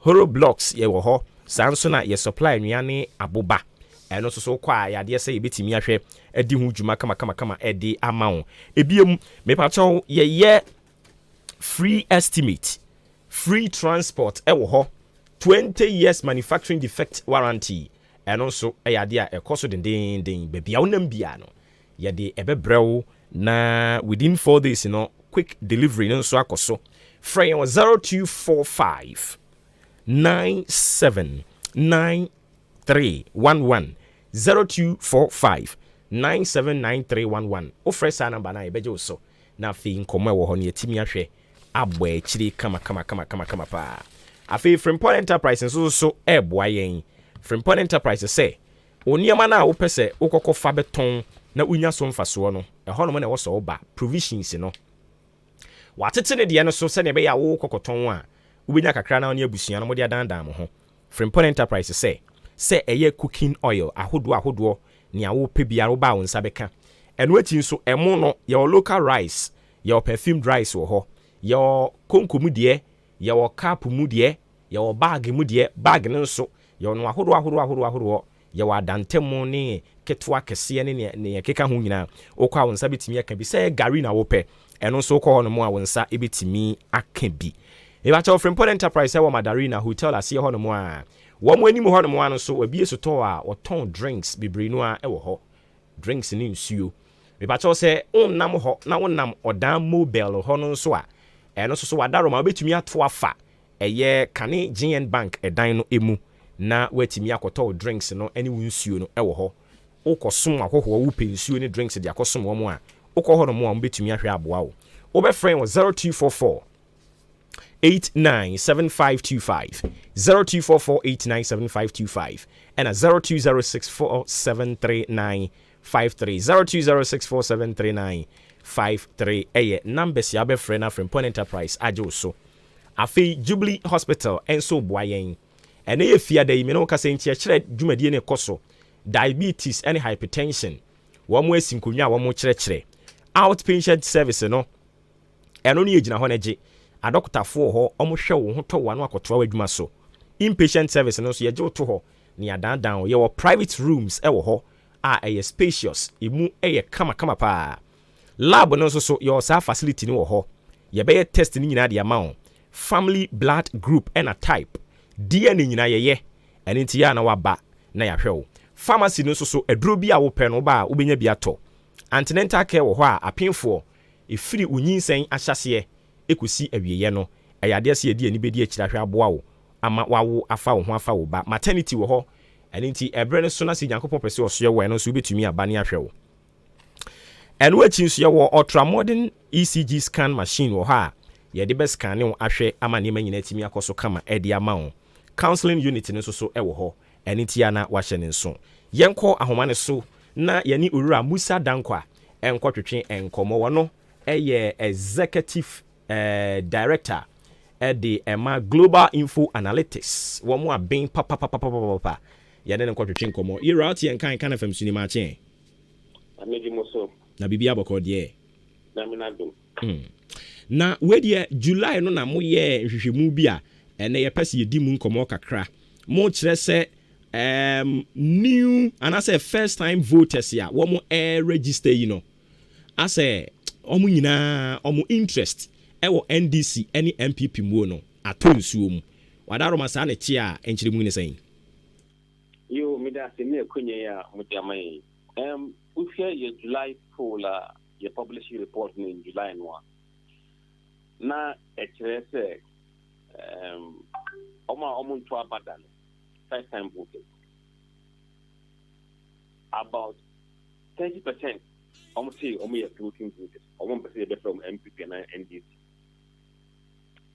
and about 20% say almost party almost actually they won't disclose it but if you mainly MPP and NDC only 23% of first time voters almost say MPP for and 23%, so 24% of Omiye NDC. Into largely, people see say more first-time voters prefer to be floating voters than MPP or NDC.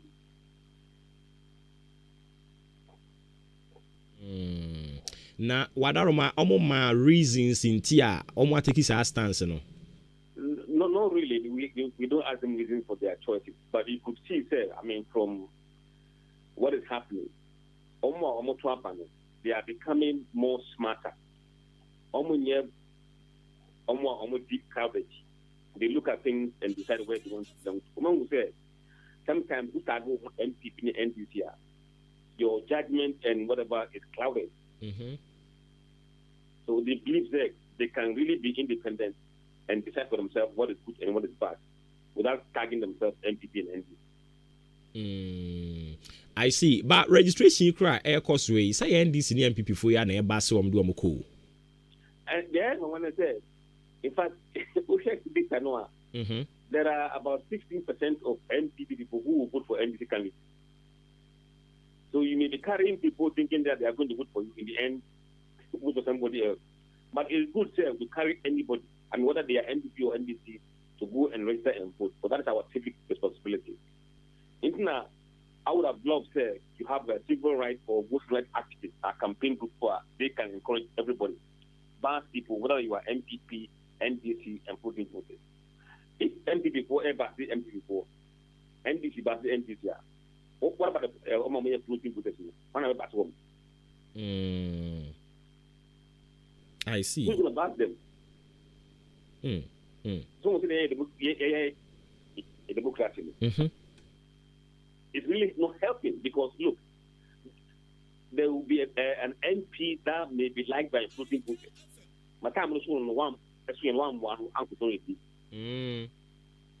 He will lose the vote. So normally, no, your campaign group you make life easy for everyone to register and vote. If you are one initially no on them. But now it's only being a trade. The person can change their mind to vote for you.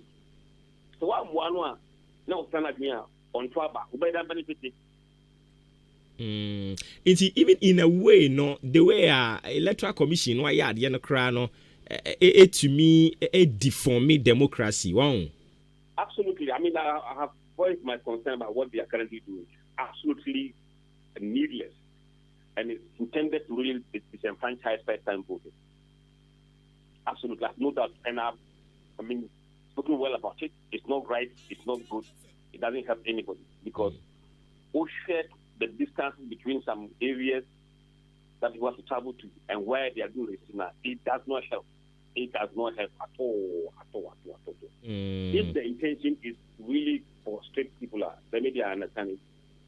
But if they really are there for democracy, and what they are doing is undemocratic and does not encourage participation of voters who want to vote. I see. But what about almost so much as yes, you know, say is your independent body, but independent under a certain rule of law. And to we be so a woman so you're independent there, but I was here refer to Emranwa, ye de air boy and hobrawo Ghana ha. It inka a betimi anka by the crown so intervene. Ekobasa and conquer interference. You see, when they speak about interference in the law noir, it's about the actual matters that will really affect free and fair elections. The decision of some of the decisions that are very critical. But over the internet, they rely on taxpayers for money, right? But the point is that nobody in his right sense should support what they are doing. Even among themselves, they know that it's not fair, it's not right to ask somebody to travel 180 kilometers from somewhere to another place to come and register. Is it about money? I just heard that they were giving their money by parliament. To do everything they asked for. So why are they doing that? I thought it was lack of money. I said maybe there's no money, so that's why they're doing that. If there's no money issue is not the case, then why are they doing it?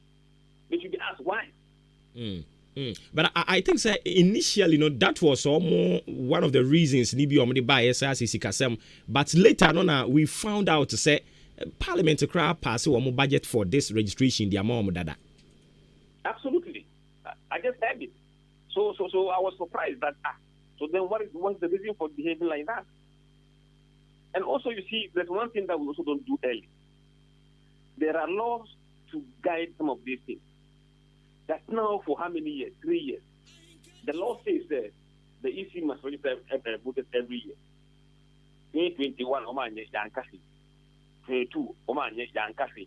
So didn't anybody see that they can file a suit at the court to compel EC to do what the law says they should do? That's not why I think they both the position and anybody who is speaking against it.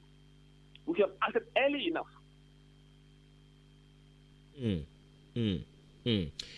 I see. Enti yanhwe ni mu se breben na mbesa dey another latest survey about global info analytics. The next one is starting in the next 2 weeks. So by the next 3 weeks time, the report will be out. That will be very, very comprehensive report. We are looking at Alan as independent candidate and potentially Baumia and Kennedy in MVP, and we'll see what the effect of that. Now, do you see Alan say Obitumia ko independent? Oh, is it likely? No, I can't speak for him. But I'm just as a pollster. I don't want him taken by surprise. Yes, you are not speaking. You are not speaking for him, but at least say Simon so there. No, I'm just like you. We just see the same thing. We can't say for the corner. But what we are doing is we are going to include his name as a candidate who might contest. And if he does, what does it mean for MVP? Just try and answer now what decided. Assuming that it doesn't say that in the next 3 weeks, it will attend. We'll build a scenario that would involve Baumia, Mahama, Allen, and the rest. And Kennedy, Mahama, and Allen. So we'll do that scenario as we have been doing. So the results will be quite telling.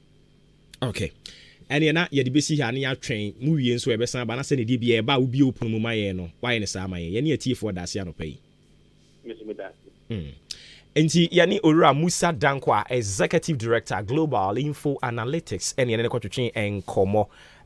Away from a hono yensam rani emfa Jubilee ho adansidie no and twaso emfa emao Jubilee Hospital na ne gusu e kon ho asem de akyerɛw. Ɔsɛ men kan kyerɛw sɛ woba hono mu ayaresa ne de wobefa ne fem ene nkrofo wo fa ne soro nso wobefa ne fem ntenten pa na ho etimi atɔ wani ɛna ɛha wo a mpatwɛ bibre wobetumi aba sɛ wɔse yɛ mo ahwehwɛni wasɛm de bia de bɛma wo ɛwɔ sɛ yɛ turufo kɛkɛ ne yɛ de aduru mu ana de so wani ne so a wotiron wo na wokro no mepato kantin wo ho nnuane no bosu nko a ene no a wo ho de bia meka kyerɛ wo sɛ ye yayaresa bia ye hwɛ nkrofo mo ho tɔwom ɛne nti sɛ yenso so ye no aduane atɔn ne ya no ano apomuden kwan so a na akwa sɛ de sɛbe wokɔ brɛwuo na wo so empafe enam emma saada odan aboabo amantra bridge ne so ɛhɔ na wobɛhu ne yɛn wobɛfrɛ yɛn wɔ 0244 575799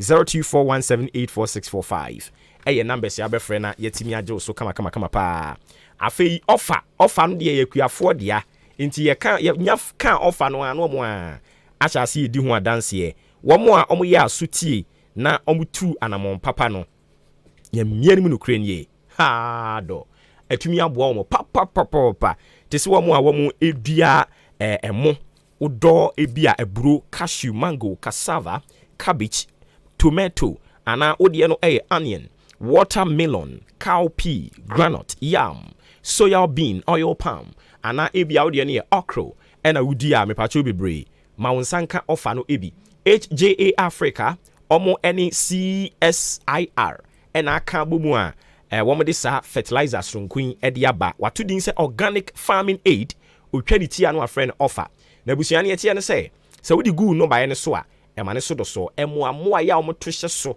na wɔn gu wonsa no adwuma no animu aseɛ no wɔn ntumi sumi so ne mu na wɔn ayi na firi hɔ na asu atimi aso do so ɛde ama wɔn ebiom Ministry of Food and Agriculture Environmental Protection Agency agye atum sɛ wobɛtumi de adi dwuma mmea yɛ ahodoɔ a yɛde to dwa yi wokɔ hɔ no mu a wobɛnya bi atɔ yɛbɛkɔ ɔdan main market ɛyɛ Tales and Details Agrochemical wobɛnya bi atɔ hɔ Mr. G ɛwɔ Abenase Farmers Home Agro ɛwɔ Asama Kɛse Ahotɔ Agro ɛyɛ Achimdan ha Achiase nso yɛ Bisky Agrochemical New Ebrim Magina Agrochemical Nkɔkɔ ɛyɛ Harrofit Agro wɔne Crown Filling Station ne die no hwɛ Abem Francis Agrochemical nso nsa bitumi aka bi ɛwɔ hɔ ɛnom Farmers Choice Agro Maranatha Agro wɔn nyinaa ɛwɔ Kɛde Akuase yɛ nyame na yɛ Agro Koforidua yɛ Plant Gold Agro Suhum ɛyɛ Chester Agrochemical Buedua ɛyɛ Showway Agro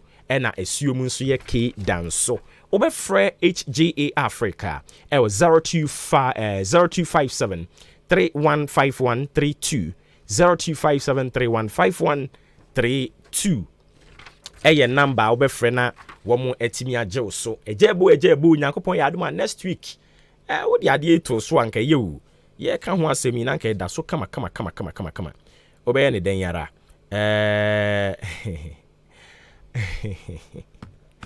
ɛyɛ din na Nyankopɔn yɛ adom a Saturday Thursday Nyankopɔn yɛ adom a ɛgyeebo na kyerɛ sɛ ɛgya wanya baba beduru asomdwe emu ɛgya na waba beduru asomdwe emu ɛne nti ya na wahyɛ ne nso ɛde ama me yɛbɛyɛ yɛn last call na afei yɛahwɛ samadeɛ baayɛ a ne yɛaka ho asɛm ama ne deɛ ama nso deɛ ne na yɛkɔ yɛn anim alright nti yɛkɔ ne yɛne Dr. Thomas Anaba ɔno no yɛ Executive Director de ma African Center for Health Policy Research and Analysis yɛne ne nkɔtwetwe nkɔmmɔ ɔno nso so ne twi ne nyɛ nti borɔfoɔ a ne yɛbɛka Dr. Thomas Anaba, good morning and welcome to Ahenkan FM. Good morning, thank you very much. Good morning to your cherished listeners. How do you do? I'm doing okay. I'm fine. That's good. All right. So, how do you react to the assertion that I'm talking about the presidential advisor to the president on health, talking about or touting Agenda 111 to be one of the most unprecedented health infrastructure in the whole world? How do you react to this assertion from the advisor? Thank you very much. I think one thing is having a policy document to execute, and the other is whether you are able to execute the policy that you have established. So, Agenda 111 for any country in the world is a laudable policy, but you have to ask yourself, can it be done? Let's take it in your house. Your father decides that he's going to build a quarters for each of you in the house. Is it not laudable? It's very laudable. It is. But will your father do it? Look at his track record of promises he has made and whether he can do it. And as to whether if he builds the cottages, whether he'll be able to get people to fill it. If you are building a house for somebody who has one child, go and build 10-bedroom house. Is it not a waste? I'm not saying hospitals are waste, but the track record of this government in the health sector is abysmal. One, we have a hospital called La General Hospital that was pulled down, and we were told it would build immediately.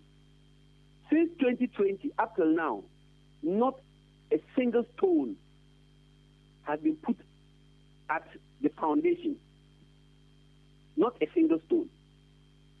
We have a ferry hospital that was started by the previous government, which is almost 80% complete.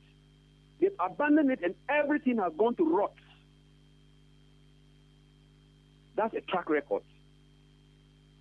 Problem is building, even Eastern Regional Hospital. Remember the president when they cut off for 80-something million hospital, dollar hospital, in Eastern region. Up till now, his own region, up till now, is not done. Remember, hospitals don't run on a vacuum. If you're going to build that number of hospitals, you have to ask yourself, what do you need to operationalize the hospitals? If you are an investor and you go and buy 100 taxis to be operationalized, and you have only 20 drivers who can run those ambulances, what will happen to the other ambulances? Or the other taxis? They'll be standing there without anybody using them. I am saying this with the backdrop that the human resource that we need in this country to run those hospitals, this government hasn't taken prudent measures to ensure that they get the needed human resource to run these hospitals. When they are completed, remember they said they were going to build them in 18 months. I came out and told Ghana, this to some of us was a hoax for elections. It came to pass and never started them. We went for elections, we are finished. Now they are coming to still emphasize that they are building them. La General Hospital, the minister last week came to tell us that they are now working on another loan. The first loan hasn't come. They are now working on another loan to build the La General Hospital. That's just one hospital, they've not gotten the money. Now you have Agenda 111, which is 111 health facilities across the country. I don't know how many they started, but those they started that I have seen are not near completion, let alone equipping them, because they are supposed to be 10 key projects. 10 key means you have to have all the needed materials inside for it to start, including human resource. Training of health personnel to run these hospitals is going to be a challenge. Every single hospital of 100 beds would not need less than 300 nurses, would not need less than 20 doctors to really run it well. How many schools in Ghana are training these doctors and nurses?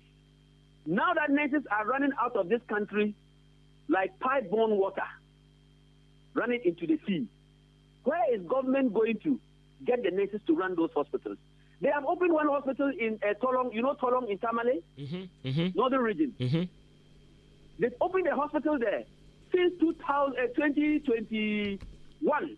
Up till now, they can't get people to resource it. It's underperforming. Go and see how boats and other things are using the hospital. That is why some of us said that if we are going to do this, very laudable, it's unprecedented. But they like unprecedented policies that are not executable within a particular framework and time. You should have made schools to be training the people against the completion dates of these facilities. How many schools have they improved intake for doctors and nurses? They haven't. They've rather reduced the number of nurses, students who want to go and learn nursing. Because of what? Allowance. And they're going to open agreement with Caribbean countries and other countries to export our best nurses out for peanuts. And they think, and others, they are not giving them the proper living conditions, working conditions, service conditions for them to stay in the country, and they are trooping out. Just this year alone, 4,000 and something nurses have left. And virtually 60% of young doctors in Ghana have all said that they are writing exams to leave Ghana. Who is going to work in those hospitals? There are fundamental things that the government has to do to make sure that he doesn't invest our money, which we don't have, in building 110 health facilities, and at the end, they will stay as white elephants, just like the Tolong Hospital that is standing there without staff to operationalize it. That is a challenge. Even Legon, that is standing, they've not gotten the full complement of staff to run Legon. They've not gotten. Tamale Teaching Hospital, which we've expanded, they expanded. NDC expanded, they came to commission. They've not gotten the full complement. Even the GMA president's own hospital, they are not having enough staff there, and even staff are leaving. He complains.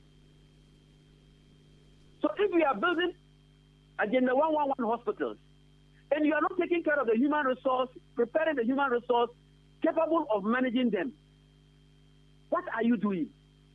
You are investing money for nothing.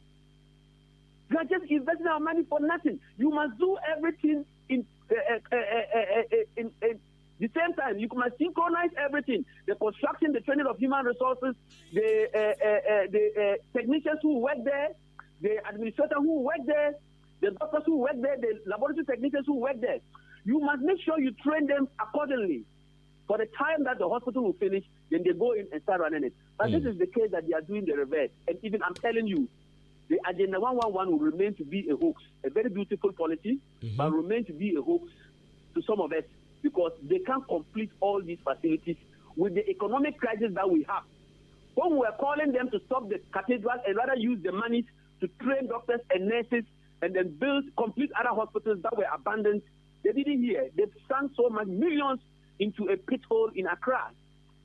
And we don't have doctors to run Tolong Hospital. I'm saying Tolong because it's close to me, and I go there frequently, and I know it is not functioning. And a lot of money has gone into it. That is the only hospital I know they built in the entire northern sector since they came to power. Okay, so Doc, does it mean that they have lost touch with the reality and therefore building castles in the air? What they have done is that they don't listen to anybody. Once it inures to them, let me say, inures to their benefit that they are going to build hospitals and they will have a benefit from it, they don't care building it. They don't listen to anybody. They don't listen to NGOs. You've seen how many NGOs have written letters together to advise government on economy, on health, on everything. They don't listen. Even on just this issue, a lot of letters parties have all written. Nobody in government listens, and all their government agencies that are controlled by them, they don't listen to anybody. Other than that, I've just explained to you, if your father goes to build 10 apartments for 5 children, who are going to occupy the other ones? Why don't you rather give the money to the children to do other businesses? If you are going to build all that number of hospitals and you don't have the staff to run them, what are you going to do there? It's going to be like the hospital they built as in someone that was standing there and no one was Amasama rather, and no one was there to operationalize it. It was decaying away, just like the Tolong one, which is decaying away. So it is not that it's not a good policy, very good policy, but NPP has won the position of their incompetence in implementing good policies. They have won that. They can't implement any good policy. We see how they waste money on frivolous things. Remember COVID money, how they wasted it. And there's a lot of indictment against some of their people, their own party members. I think they gave them some of the money, some didn't get all. Can you imagine that? All right. Some of the information ministry people were taking allowances for COVID money. Look, you see, they have to listen and invest our money. We're not saying they shouldn't invest. Okay. Even if it is a loan you are taking, invest it wisely for the benefit of all Ghanaians. For the benefit of all. Okay, so before you go, what suggestions would you put before the government? The suggestion I would tell government is that look at the current hospitals that needs retooling. Look at the demography of the areas and see where it is very prudent to really have a hospital vis-a-vis the numbers we have of staff who can go and occupy the place. Increase the training of staff and finish those that are very necessary, very far away, the areas that haven't got hospital very close. Finish those ones, and the rest, we train more people and build them with time. We can spread it over 5 years development projects, 10 years development projects of facilities, and make sure you give specific dates for all those facilities to be built. And that is the best way we can go once we train the human resource to man the place. That is what I would advise government to do. Okay, so thank you very much for your time with us. We will definitely speak with you in the coming days. It's a pleasure for your time. It's a pleasure talking to you and your listeners too. Thank you. Dr. Thomas Sanaba, Executive Director, African Center for Health Policy Research and Analysis. And you're going common and say, and Kakanga Kromugu so Dania Henkan BBC no. Na Niatia say, you're not a command in Afa. Ura, Waduna Utu aban fo ede efa apomuden nsem ho opani na kire se agenda 111 no edutwam ewiase afa na nyine bi mada ono ka de wankasa bibire mu o wankasa eyi West Africa mpo osi wiase nyina we unprecedented ebinsida infrastructure project na eno na ye ne opani a ono nso so apomuden aso ye ho anu wo ene ko bon komo ni bi sa ne so opani nia papa yi kanie o mo na mo ho muso musan ena o kire se yo wakasa MPP de ni ehunu wo mo anie brofo o metwotwo gubuku so o twro gubuku ni so yu a kire se okay fa ko ye adwuma ne hwe o de se tinitiri ho wo mu nim kwan o mo fa so o mo de ye adwuma ama so aba mfa so ama ye nyina nti o mu bu o mo pagu dantuo mu saa ene ye ne ba bi e di gina yi ne tofa bomuo no ye wie na bibisa ne se okay se sa ne tie dia na e kire se wo mo no baby o mo te ne baby anye Ghana fo tie no ase o mo je na nim ne ekoso enti no mo so ya we ya we ye ne ya we mu dwo mo num saa ana o cheso MPP di o mo no o mo musuban ano no musuban ano no enti nye bibi huhu bia na e kire he yampo no anka sa mo mpani Akufo-Addo ne krom ayi Eastern Region ha Kofodua wase wo si Regional Hospital bepim saa brei mfuturo na ebo ho yesiri kakra bia na ye mo fancy na o magya mu na o be hye ye boss agenda 111 empani se asemu ni adanse ye twa bi ye de adanse ye Regional Hospital awusie unwie ye la General Hospital eno so na konkon ho a aye bibi huhu no enti se mo san e ka we ya na ono mo nya adwen ne krakrakrakra na me se okay sa na tie de ne won susu bibi mfama mpanimfo nso na mpanimfo entie no mfa nya adwuma ene se eno so o kire na adwene a yewie ye de nkomo no edi asi abusia ye da se bebre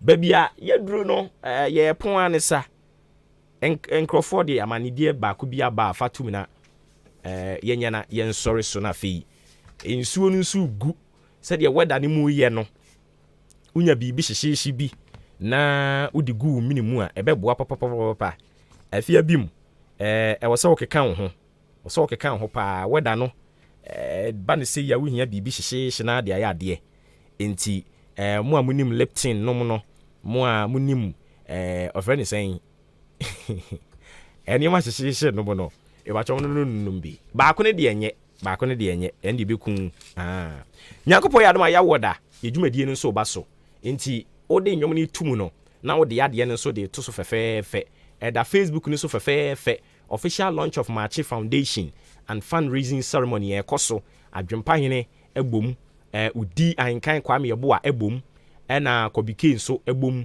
menso mi bom bi ye behwe mo anim mo meka ye ho na yenye na enyefe enkofo ma ade omde ba ye enifia da yi de odi nkan ye frɛ ne sen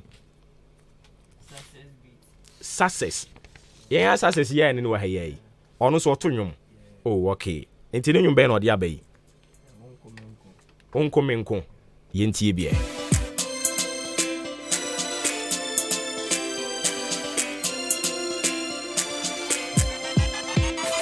so fine, so nice, so calm, so shut us come now, so why gonna shout say them? This girl beautiful, and I say, dear me when you're patrol. sorry I went the it's one on swoon. I did so was Obi Abram Puno no video, Obi Sutiano, no video, but don't mean so as I see a trophy to the dude. That is so kings, no one near you. I come in one gun and say, yeah, make sure that time night day. I wear them day. I'm going to say, Papi, go to Jawa late. I could be a kiddie, I go to you with enjoyment. Oh, nigga, they will late for you. If it ain't good, it's good. But you were coming on the basis, so won't come and go on now. Kaka, Basham, go to my men on the back, so won't come and go on now. Won't come and go on now. Won't come and go on now. Okay, I need to success beats. Or say one coming kwan, and as I say, oh, me who that chapao. I question crying on, and all that's all around. Oh, hey, okay, into success, ya no me ate wonka. Next, wine. On kwan dear. All right. Any on kwan dear, and I just say, na no mungunsa. Omuya, na fe yemfa, if ye dear and so. Shiriam Pompami, and Sani. Asasia, and San.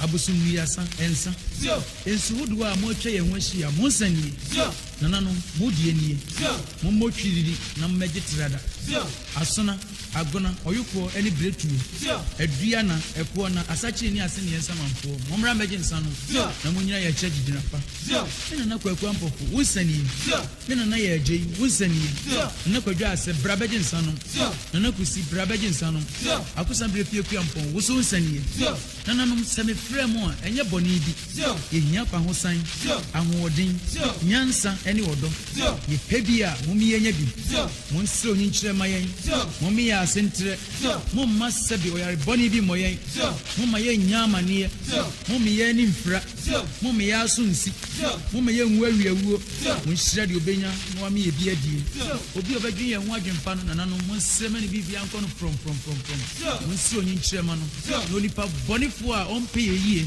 ye ka ne nko na nkia no aduane aboye obi obadwin ye ho adwembone die nananum sremora obi ntonsa emfa nhyira ne busuafo mama ade eni nye na wia kete na adwembone emmonitiri so monikasa. Yeah, oh, and I gonna make you feel your more. Oh, all this thing that I feel in my heart. You know, it's small feeling that I talk, I'm like that. Okay, I don't hear any sorry so. A very good morning going out to yourself for Simon Kwekute and Rana Eye Ohukani, Mrs. Evelyn Tay, na Andre na wada. I don't hear mano happy belated birthday, Mrs. Evelyn Tay. Live long and prosper, and of course have a good one. It's your birthday.